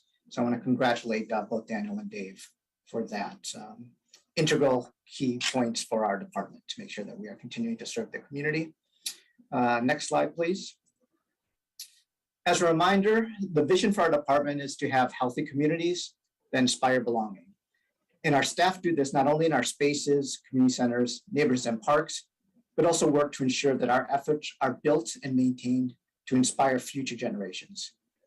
Today, we'll be talking about the work that the staff have done over a very challenging year. Next slide, please.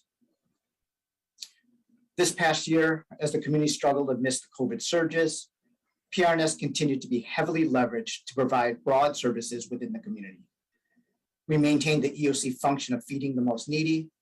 We pivoted multiple times in providing free children's services through our rock and preschool programs, expanded our placemaking efforts through our Viva series and Abierto programs, and with the thanks of the city council, we formalized the Beautify San Jose efforts as a core service within the department. PRNS was also integral in providing ongoing emergency services this year, including vaccination centers and cooling centers. The department was also stretched to maintain our traditional bedrock programs of parks maintenance, park safety, advancing our capital projects, providing core therapeutic, senior, and community service programs, while looking to maintain revenue that the department and the city depends on. While challenging, our staff understand the critical nature of these spaces and places that provide our families a place to play and to find peace. As we are moving out of the pandemic, we are encouraged that our department will continue to move forward, take more focused actions to support our neediest residents so that everyone can enjoy clean, safe, and healthy recreational spaces. So now I'll turn over the slideshow to Dave and Daniel for the remainder of the presentation. Great, thanks, Neil. Chair Arenas and committee members, my name is Dave DeLong. I'm the division manager over PRNS's Administrative Services Division. Each year, it's our obligation to report on the department's prior year performance. And this is done in accordance with the City Council Pricing and Revenue Policy 1-21, which requires us to publish an annual report that presents the department's accomplishments, results, and performance on cost recovery goals. To that end, for a few minutes, I'll be talking about our fiscal performance before we share the many ways PRNS supported our community in the midst of the COVID-19 pandemic. So on this first slide, you'll see that it sets the context around our size, showing that we bring a lot of resources to bear in serving the people of San Jose. In a nutshell, you'll see how our $126 million operating budget was spread across our respective operating areas, with the administrative services and community facilities development divisions rolled together on that first line as strategic support. In addition, you can see that we carried 742 budgeted FTEs. However, in terms of people, we have as many as 800 to 1,500 active employees on the payroll at any given time of the year. I say this to point out that in 2021, PRNS assigned 786 employees to help staff the city's Emergency Operations Center. We did this while at the same time keeping a diversity of programs and services afloat in the areas of recreation, parks maintenance and operations, capital development, et cetera. Next slide, please.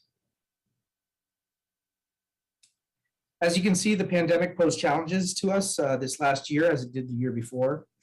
In terms of expenses, you'll see that we were only 67% expended, with $85 million spent against our $126 million operating budget.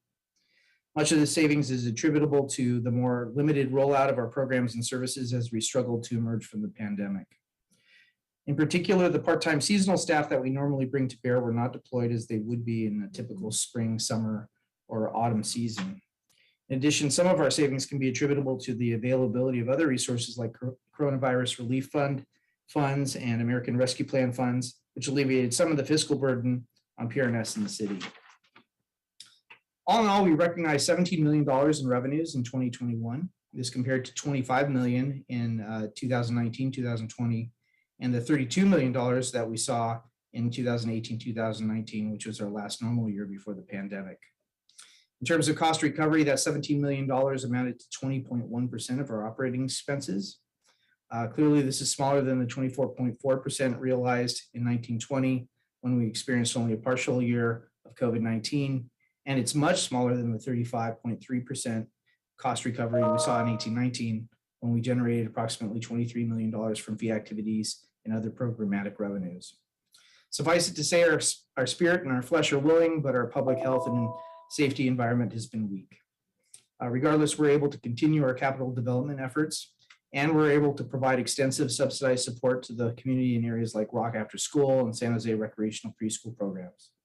Considering these and other modified programs and services, PRNS provided roughly $2.9 million in scholarships and discounts to communities in need.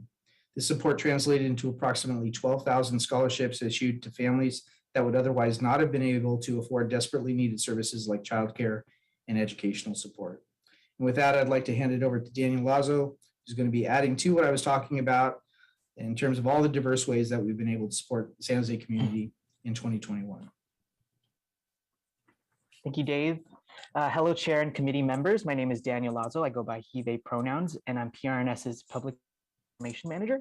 As Neil mentioned, PRNS has served residents in many forms, and I'll be going deeper into those stories. Community centers are one of the most transformative places in our city, from recreational leisure to emergency response locations. Community centers are just that, a centralized location for the community. Our centers are a safe space that provide accessible programs and service to thousands of residents each and every day. One such program is our Senior Nutrition Program, a vital resource for senior residents in need. This program provides nutritious meals to adults 60+ at community center locations throughout San Jose for little to no cost. Prior to the pandemic, SMP served between 700 to 800 participants daily. Due to the increased need of food, Senior Nutrition Program now serves nearly 1,500 meals per day. This program also offers shelf-stable foods to residents ahead of holiday weekends or community center closures, so participants never go without a meal. Community centers also provided vaccination events in coordination with the Emergency Operations Center. It provided greater access to vaccinations for all eligible residents, regardless of health insurance or immigration status. After a successful Mayfair vaccination pop-up event, centers offered additional events to provide second doses. Another program at our centers is essential childcare. During the pandemic, staff ensured safety of students and employees by following all CDC and Santa Clara County guidelines through childcare programs. San Jose Recreation Preschool transitioned to virtual programming, provided activity books and supplies to keep youth engaged during lessons. Our Rock and Learn program provided an in-person program that offered educational support to grades kindergarten to 8th. Staff utilized pods, which were about 12 children and 4 staff to remain in a group for the program. And these pods minimized exposure and promoted relationship building between participants and familiarity between children and staff. San Jose community centers are also a vital asset that provide residents with safe places to go during all kinds of emergencies, including active heat advisories, floods, fires, gas leaks, and more. This past fiscal year, community centers were activated for 11 days as cooling centers and served over 480 residents. I remember going to Camden Community Center and talking to residents, and one of them was a senior and their mom, and they were thanking staff for the cool place as their AC had stopped working and they needed a place to stay during this time. What makes our department unique among other park and recreation departments nationwide is our emphasis on neighborhood services.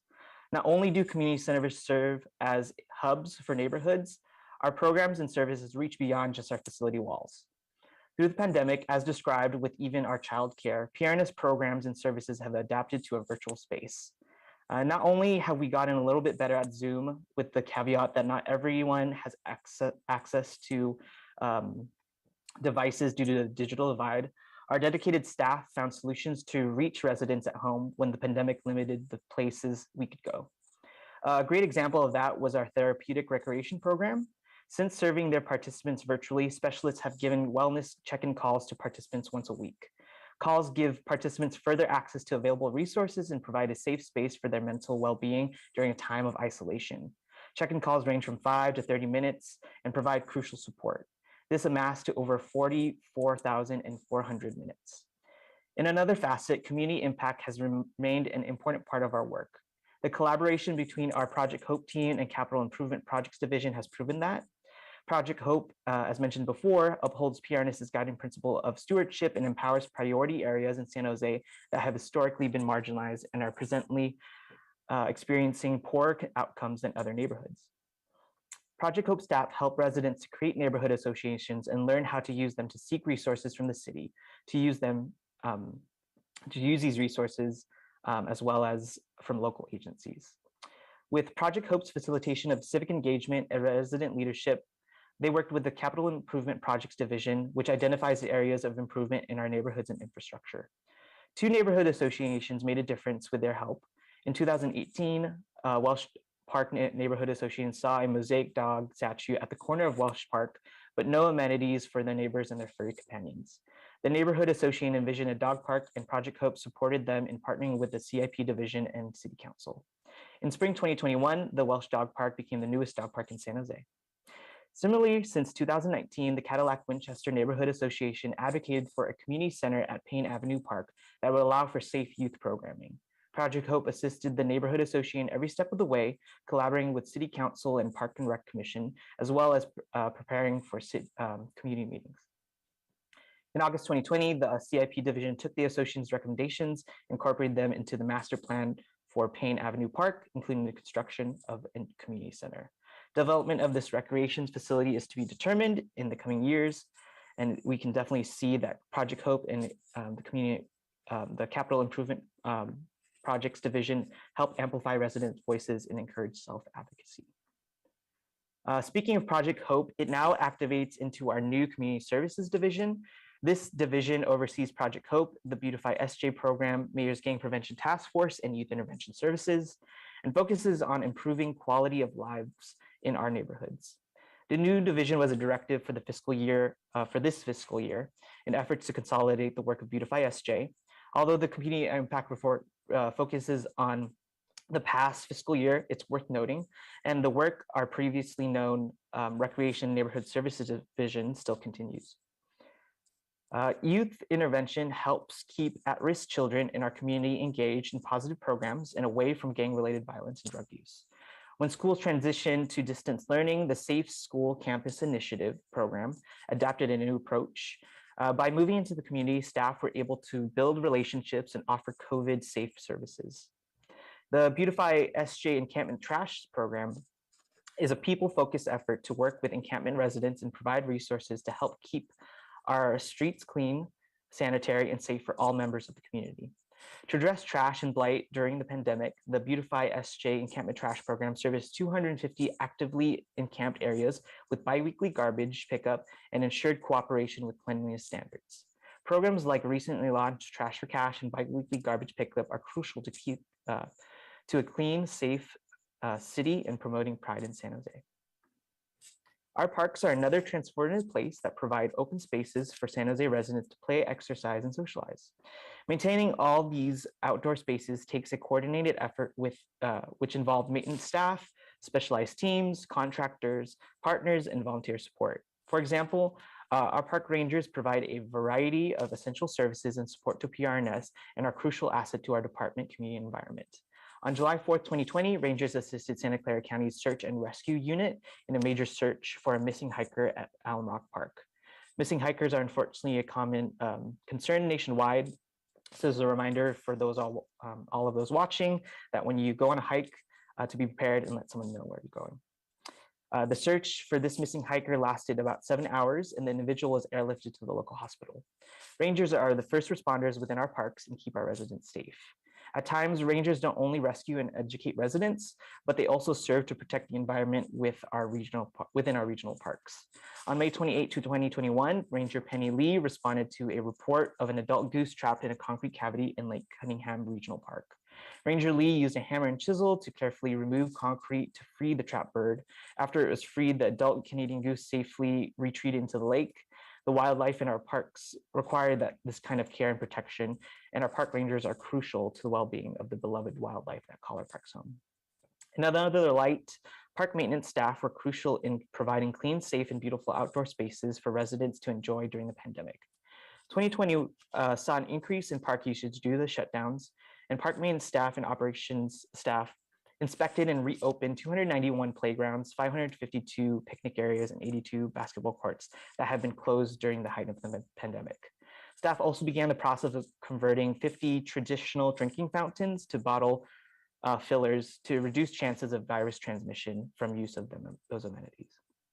And as mentioned from the recent presentation on the Park Maintenance Standards Report, the facilities overseen by our department, such as playgrounds, restrooms, picnic areas, and sports courts, require extensive regular maintenance from PRNS staff so they may continue to be enjoyed by members of the community. Outside of a physical space, we go into a highlight of time, which may have been noted to be a bit foggy during the pandemic. For PRNS, we look into the future for our programs and services as we recover from the pandemic's persisting effects. A program noting its adaptability is placemaking. Through dynamic, engaging programs, residents can build community through fun in their neighborhoods and beyond through placemaking. During the pandemic, the placemaking team launched the Alfresco program to provide many local businesses the opportunity to safely reopen and operate outdoors. Viva Parks outdoor events also made a comeback this previous summer, providing fun and engaging activities for the whole family. A series of nearly 50 free events focused on health and wellness resources, physical activity, and community engagement, which included 8 family-friendly movie nights. The series will be continuing this summer, and I invite you all to attend them within your districts. Even amidst the pandemic and recovery, PRNS strives to build community through fun. Community building events remind our residents that we are all in this together. Many of our city's beloved destinations are decades, few even over a century old. Investing adequate staff time and budget towards maintenance is crucial to offset the use of these facilities over extended periods of time. Major anniversaries of Happy Hollow Park and Zoo, Japanese Friendship Garden, and Emmerprush Farm Park remind us of the importance of maintenance so that these destinations can be enjoyed for generations. So be on the lookout for the upcoming anniversaries such as Alum Rock Park's 150th, which was proclaimed last Tuesday, and we will have a series of over 20 events throughout the year. Speaking of destinations, some neighborhood parks and also receive. I'm so sorry to interrupt you. I just wonder if we could, and I apologize about this, because parks I know is a really favorite subject of many of my colleagues, but we're going to lose Councilmember Jimenez in about 15 minutes. Okay. I know you are doing a really good job of summarizing, and I hate to tell you, let's do the cliff notes of your summary. Yeah. The summary of a summary. Summary of summary. Guys, I'm sorry, Daniel. No worries. Thank you. As you can see in the slide, this is all the virtual celebrations that we had in place of ribbon cuttings. So in addition to opening these new places, park namings were also inspired belonging for the future. This past year, while hate and violence targeting the Asian community had risen, a new park in D5 honors the Filipino American community with the Delano Wanongs Park. And you can see the various new amenities that we have in our city through this slide. Moving forward, we're reminded of our 20-year strategic plan, Activate SJ, and its guiding principles of stewardship, equity, and access, nature, public life, and identity. As Dave mentioned, PRNS continues to maintain financially sustainable programs as it seeks to offset costs in accordance with market conditions. Efforts are emphasized on equity and accessibility through a growing scholarship program, adaptive programs and services for seniors and children, reopening of park amenities, and continued implementation of Activate SJ. And with that, we hope that you accept our 2021 Community Impact Report and continue to follow our social media on our stories and you're open to your questions. Thank you, Daniel. We're going to go to public comment. Blair Beekman. Hi, Blair Beekman. Thanks a lot for this item. I was moved by it in a way with ideas of, in all of its organic, goodness and what, parks like Emma Prush can be about. The good ideas that invite equity and, I don't know, just good health ideas and sustainability, even reimagine, I guess. From all of this, is there a way to incorporate ideas of the future of gardening in these sort of park projects that like Emma Prush does very well? I think that can be an important part of how to talk about the future of our park systems. And I just thought I'd mention it this time. Thank you. Jill Borders. Hi, thank you. Just really quickly, I noticed that on one of the sort of little success squares at the end there, it had Los Poseos and Metcalf shade over the park. That was one of the things, and I just wanted to say thank you for that. That particular playground, well, any playground gets so hot without the shade, and so that was a much needed addition and very much appreciated. So I always like to say thank you when the thank you is due. These are the small things that make very big differences when the kids just want to play. So thank you for that. And in addition, we really need to make sure that we start thinking about shade all the time, all over our parks, everywhere we can in the future, because things are just, as in fact, we know, getting hotter. Okay, thank you so much. Call-in user number 1.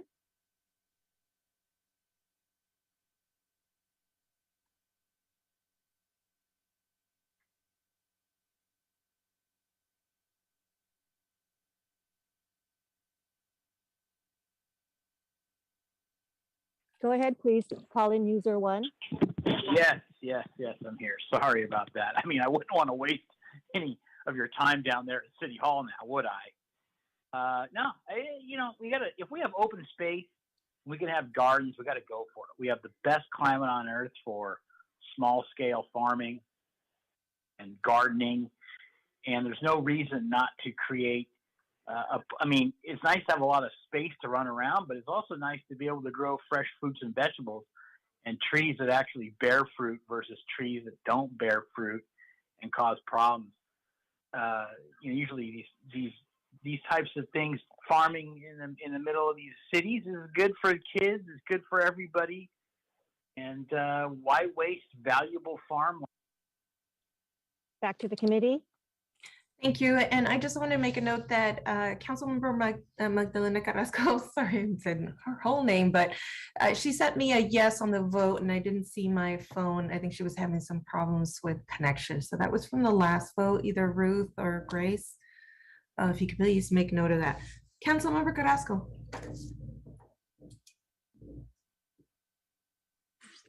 Darn, I can't get on. So I'm going to make this really brief. First of all, I just want to ask, Daniel, did you just say that our one and only Filipino park has already been opened without a ribbon cutting, an official, beautiful ceremonial ribbon cutting? It hasn't been open yet. It's been named. That's what I mentioned. Oh, okay, because we are like gearing up and we've been promoting it, and our wonderful Filipino organizations are looking forward to a beautiful celebration. So I was like, what? No. Okay. All right. So we're still planning on it. Okay. Yes. So yes, let's just leave it at that. Okay. Two questions. I have two questions so that we can move on to the next subject. One is, I'd like to know what we're doing. You know, I went and had a wonderful Zumba session with some of our seniors at one of our senior complex. I could barely keep up with them. And that's a fact because they had all this energy and they were ready to go after, 18 months or 24 months. And truly they're not doing well. Our senior community is not doing well. They feel very isolated, truly abandoned. And of course, it's for obvious reasons, the shutdown, but it's been particularly difficult for our senior citizens. And so I wanted to ask all of our staff here, what are we doing to get our programming back on track and reopen that programming for our seniors, and especially on the east side of San Jose in the Mayfair Community Center? What are we doing to get them back in there? What are we doing to figure out transportation for them? And what are we doing to start doing some serious outreach? Thanks for the question, council member. I think on the first end, we're, as you know, like with the whole city, we've been kind of tracking the COVID stuff as best we can, trying to ensure that especially the seniors stay as safe as they can. But with that, our community centers are open. We're going to be slowly kind of rolling out more of our senior programs. We're working toward a hybrid of the senior lunch program, right, where people can start actually getting back inside and meeting and talking with each other. I don't know if Maria's on here now, but I think we're going to be trying to. What do you mean by a hybrid? So we're trying to manage between being able to still do a bit of a drive-through pickup of food for seniors who still want to do that, as well as give them the opportunity for them to be able to sit down back inside the center and chat with. Okay, but in addition to lunch, and I appreciate that, in terms of activities, what are we doing in terms of activities for these seniors who want to socialize? They are very isolated. I'm telling you, they were practically in tears. And I took in a volunteer who does activities and did a Zumba. And I had a full auditorium of seniors. Tomorrow, I have another volunteer coming in and doing a Zumba. And they are eager. They're asking, they're looking me in the eye and they're saying, do not forget about us. Please keep coming back. Please bring us more activities. And I'm having to scramble to find volunteers to do activities with them because they have no programming. So what I'm asking you is not lunches, which is another issue, but I'm asking you, what activities are we doing for our seniors? Hello. My name is Maria de Leon, Deputy Director for Recreation Division. And as mentioned by Neil, we are slowly phasing into returning to in-person programming, paying particular attention to our seniors and the senior community. We have right now currently a combination due to the county public health mandate. We have a combination of both virtual and in-person programming. And once it's safer to do so, staff has already planned several activities and classes. There are some activities right now taking place that are in person, like Tai Chi and some Zumba classes. and I believe pool, on the pool table, ping pong. I saw at 7 Trees yesterday. So there's several activities taking place there. But then you have also some seniors that are, as many as seniors are saying that they're eager to return. There's also some seniors saying that they don't feel safe yet. But Maria, that doesn't stop I'm not concerned about the seniors that don't want to go there. They will stay home. We don't have to worry about them. They will stay home. We're not forcing them to come out. I'm very concerned about the seniors who are isolated and who are looking for activities because they feel very abandoned. And I'm particularly concerned about the seniors in the east side of San Jose. And I want to, if you could please send my staff a schedule of activities for the Mayfair Community Center in particular, because they don't feel that they are being served. So if I don't want to belabor this issue any longer, because I want to get on to the next subject, but please send me and I'd like you to CC me, or to send it to me and CC my staff, because we want to do we're going to be meeting with them tomorrow, and I want to be able to give them a schedule of the events and activities available to them. And I also want to see whether or not we're going to be able to provide any sort of transportation. If not, I want to see what I can do to even pay for it, because these seniors need, they're in their, in my opinion, they've got their second wind, and I want to be able to take care of them. So I want to be able to see whether or not I can provide something for them. They're just, I'm very concerned about the depression and the chronic illnesses that get that really start to take a toll on this age group. I took care of 2 elderly parents. I know what starts to happen very, very rapidly, and we need to be able to provide support systems for them. And so I'm not interested in what's happening at Berryessa. I'm interested in what's happening at the Mayfair Community Center for these families. Remember, up along Alum Rock and Jackson, we have a huge concentration of seniors that you could reach into, besides all of the Mayfair community area and Hillview and Dorsa. You have a huge audience that you could be reaching out to and pulling in, and even transporting or having conversations with those independent living facilities and pulling them into our community center. And so I want to see what we're doing to help them get over there. We'll get that for you soon. Thank you so much. And like I said, I'm going tomorrow. So if I could get that immediately so that I can be able to print it out and provide those schedules to them, I'd appreciate that. Thank you so much.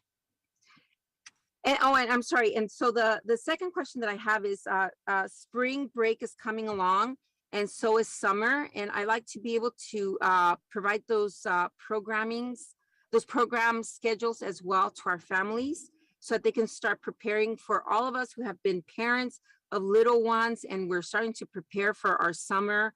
You know how that is, Chair. It's a juggle, especially if you have multiple children and you're trying to work or you're trying to plan vacations. We have to start getting them into those summer camps very early on. So I like to know what kinds of programs are available to our kids, especially in the Mayfair area. I'd like to see what we have planned. One of the things that I want to make sure is that the programs that we have available, especially the swim programs, after school programs, are at par with other centers in the rest of the city of San Jose. So if there's coding, if there's robotics, if there's Legos, if there's archery, if there is little pediatrician programs that are being offered at Almaden Valley, at Berryessa, at Evergreen Community Center, at Bascom, I hope that they're being offered as well at Mayfair Community Center. If you don't have enrollment, I get it. But if you don't build it, they won't come. Build it and they will come. And so I hope that we're offering the same caliber of courses and camps that you're offering at other community centers? Are you nodding? Are you shaking your head no? No, there was somebody wanting to come into my office and I told them, not right now. Oh, okay. I was Sorry. gonna say what? Not a good time. Okay, good. So I hope that we're offering the same caliber of programming at the in the east side of San Jose as we're offering in other community centers. I haven't seen that list, but I imagine that that list is not yet solidified. Maria. We'll get that to you as well. Thank you. Perfect. And I'm also going to ask about the unduplicated number of scholarships, and we can get that offline. I'm also interested in making sure that we have a shift to place-based services. And I know we've been talking a lot about this to make sure that the programs and services that we're rendering first happen, and most of them happen within those communities that are impacted. And so I'm not sure what the process is for that shift. If maybe Neil or Angel, could you talk about that? Yeah, I think, as you know, it's kind of been our ongoing goal, right, to kind of work on this and really bring a focus of equity into these, endeavors. And it's exactly what Councilmember Carrasco brought up about the trying to work toward ensuring that there's enough programming or the similar programs at all community centers. So the last 2 years, as you heard, for most of our departments, was very hard for us to get through in terms of just planning for the future, right? So for us, we're really kind of getting back to a reset of it. Our scholarships pre-COVID were hovering around $1 million. I think with the new influx of money we were able to bring it up to almost $3 million. So that really pushed us, to do that. We're trying to look for opportunities ongoing to maintain that level, right, of service. One of our challenges in, especially with the level of specialty camps, that are out there, those are usually at, premium cost. So, our efforts to continue to be able to have a level of scholarship support so that those vendors, can be provided, their revenue as well as the services to the community. So that's, continuously one of our challenges, right, we have in the department. But it is an effort that we are very, very focused on doing. And, with COVID hopefully behind us, and our staff is going to be able to get back into the really future planning of what we need to get to. Thank you, Neil. And I know that sustainability is built into having some of these services and programs that people can actually pay for, right? And for that revenue to be generated so that you can actually afford to provide some scholarship, unless we find some other source of funding. But I think it's going to be a constant for these communities based on how everybody else is doing. And so,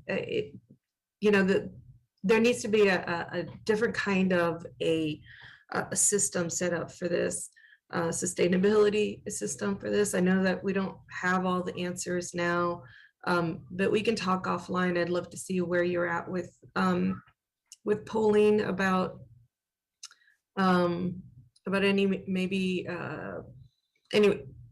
polling about maybe having a source of funding in the future, and we can talk about that later. But this is going to be the question that future generations are going to ask about how did we support our communities. And so this investment now is for future generations.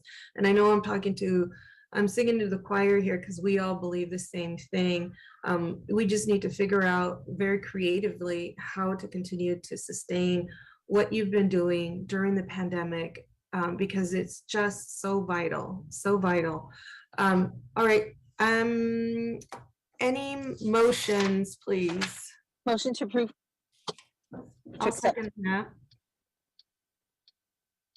Jimenez, Yes. Carrasco, Arenas.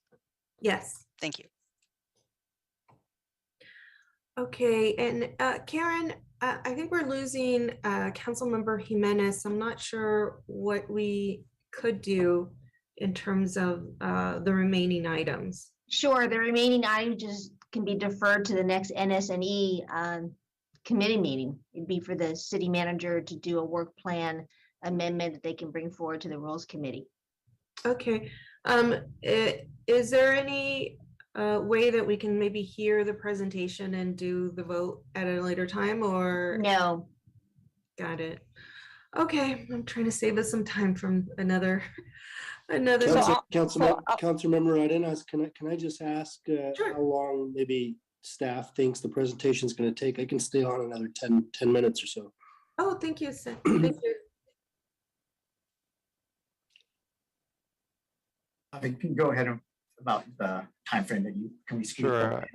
I think we can definitely cover the Coyote Creek Trail item in a brief presentation of 5 to 6, 7 minutes.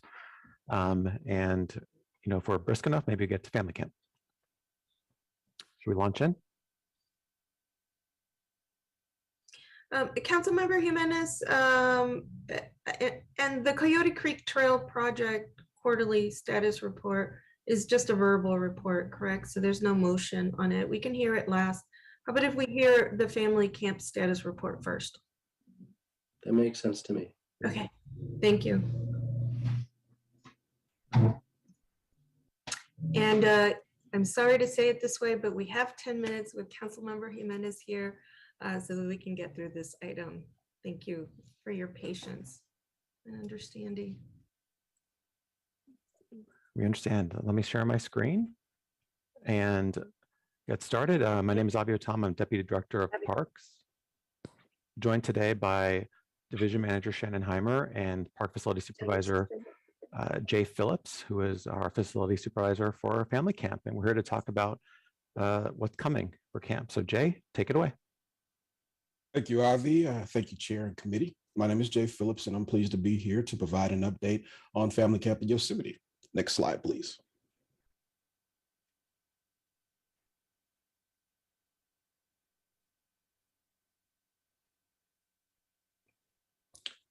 Family camp is located near Yosemite National Park along the middle fork of the Tuolumne River. The city of San Jose leases a little over 51 acres of federal land from the United States Forest Service. Next slide, please.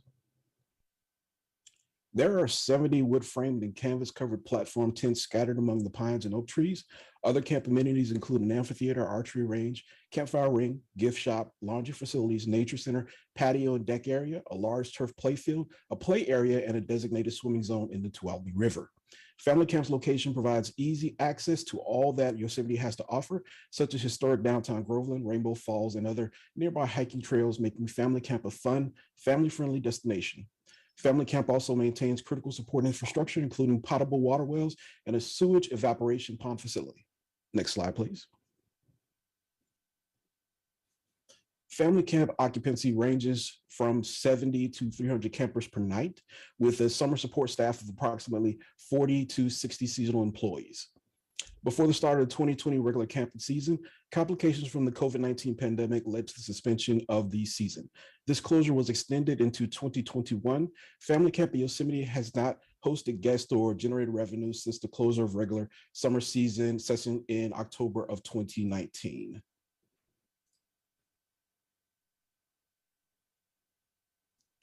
During the suspension of regular activities at Family Camp at Yosemite, we continue to support the maintenance and development of new amenities throughout the facility.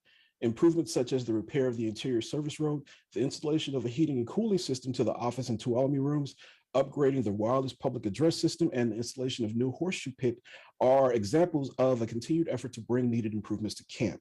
Both guests and staff will benefit from an upgraded reservation software system being implemented in March of 2022. Over the past year, staff updated the reservation software in order to provide a more user-friendly experience and improve efficiency and data collection for staff. Next slide, please. A key element to family camp success is continued and expanding on several collaborative partnerships with local area groups, corporations, and volunteers in order to supplement staff, increase occupancy, improve revenue opportunities, as well as participation by underserved groups. Next slide, please.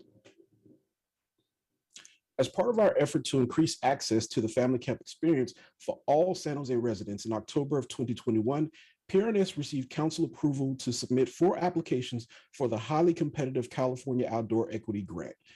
The goal of the OEG is to increase the ability of residents in low-income communities to participate in outdoor experiences. If fully funded, this grant would provide the residents in these neighborhoods an opportunity to participate in outdoor experiences. The program will consist of outdoor education classes in San Jose and a free trip to San Jose's family camp. Participants will learn about outdoor topics such as camping basics, local area park information, and their own environmental impact. The trip to family camp will include transportation, meals, activities, a 3-night stay, and a visit to Yosemite National Park. Next slide, please. Family Camp Yosemite is an outdoor programming opportunity that has high potential for growth. This facility continually brings participants back to nature through traditional community programming that is important to the development of youth and families in today's digitally dominated society. The past 2 years of suspended operation have offered camp administration an opportunity to focus on needed areas of improvement such as site safety, programming offered, and out-of-season event and site management. We're looking forward to bringing campers back to camp, starting with Fish Camp 2022. Reservations for family camp will begin on Sunday, March 13th. And in conclusion, we recommend the committee accept the report on family camp at Yosemite in advance of its return for the 2022 season and are here for your feedback and questions. Thank you. We're going to move to public comment.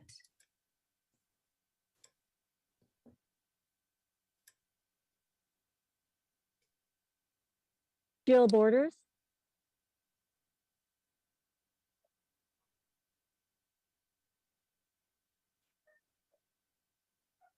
Hi, real quick. So I know you're in a hurry. Family camp in Yosemite. I've lived here my whole life, 54 years. I've never heard of family camp and I've never been to Yosemite.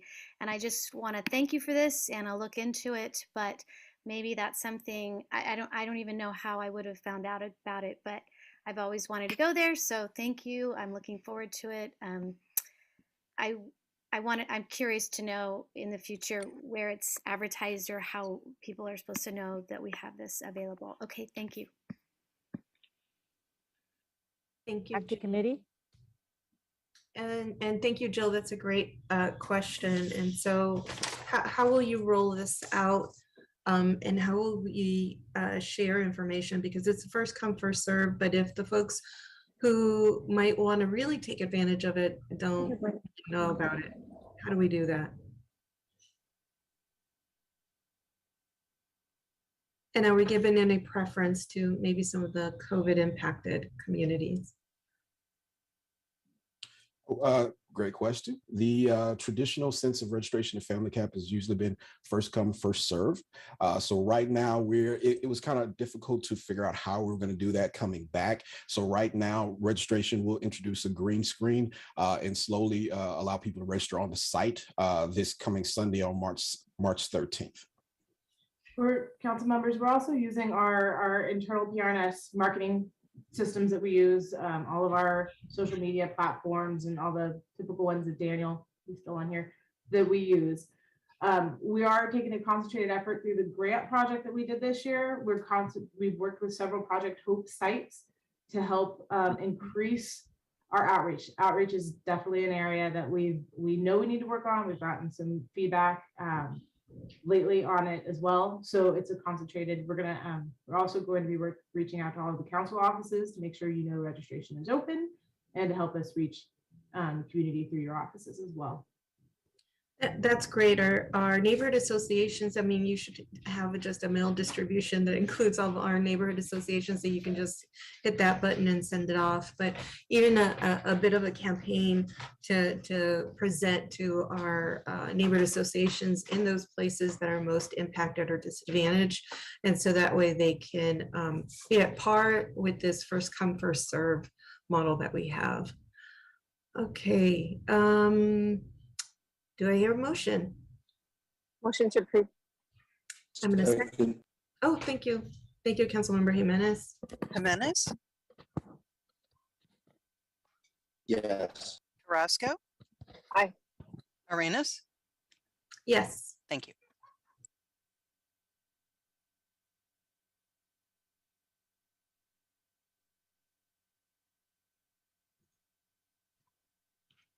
Councilmember, you're muted. Oh, gosh. Councilmember Jimenez, I'm not sure if you are going to be able to stay for the Coyote Creek Trail project. Staff. Yeah, I have to step off, guys, but thank you so much for all the reports today. Appreciate No all the problem. work. Thank Have a you. nice day. Thank you. Karen, since this is a verbal report, there's no action to take on this. Can we hear it? Well, typically, no. We would still need a quorum to hear it. Ah, got it. Okay. Well, I think, we can defer this. Do we need a motion to defer? Oh, can we just defer it? Well, typically it would go back to rules and we would have to amend the work plan to have it come back next month. Got it. Okay. We haven't really had this issue before, so. No. Yes, Chair, we'll take care of that. We'll follow up and we'll have this deferred and we'll adjust the work plan. Awesome. Well, thank you so much. We are still going to have open forum. And so Grace, if you could take us to open forum, please. Hi, Blair Beekman here. Thank you. Maybe I can speak to the Coyote Creek Trail project as open forum time. Just a reminder, I've spoken about, in the past month a few times now, that for the Coyote Creek Trail issues, the city of Davis, California, they've been doing some really amazing good work on their wildlife trails and, and such around with issues of surveillance and technology and data collection that will be along the wildlife trails. They've developed some really good, interesting, open public policy ideas and practices and guidelines that can be a really helpful, good example for yourselves with a number of outdoor trail projects and like Coyote Creek ideas. So good luck in using that and good luck in how openness and accountability with technology and data collection can really help organize your Vision Zero and law enforcement questions at this time. I think it can be a really helpful tool, and good luck in that, and always looking for how these civil protections can be a helpful process and good organization. Thank you. Call in user number 1.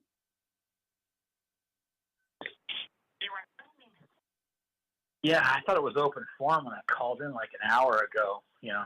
Sorry about that, people. But yeah, once again, thanks a lot for actually moving some things in the right direction and trying to make things a little bit better in this town. Usually, like I say, this city is wrong on almost everything, really is. A lot of things that come out of City Hall are disgraceful, but lately there's been a couple nice things, I have to say.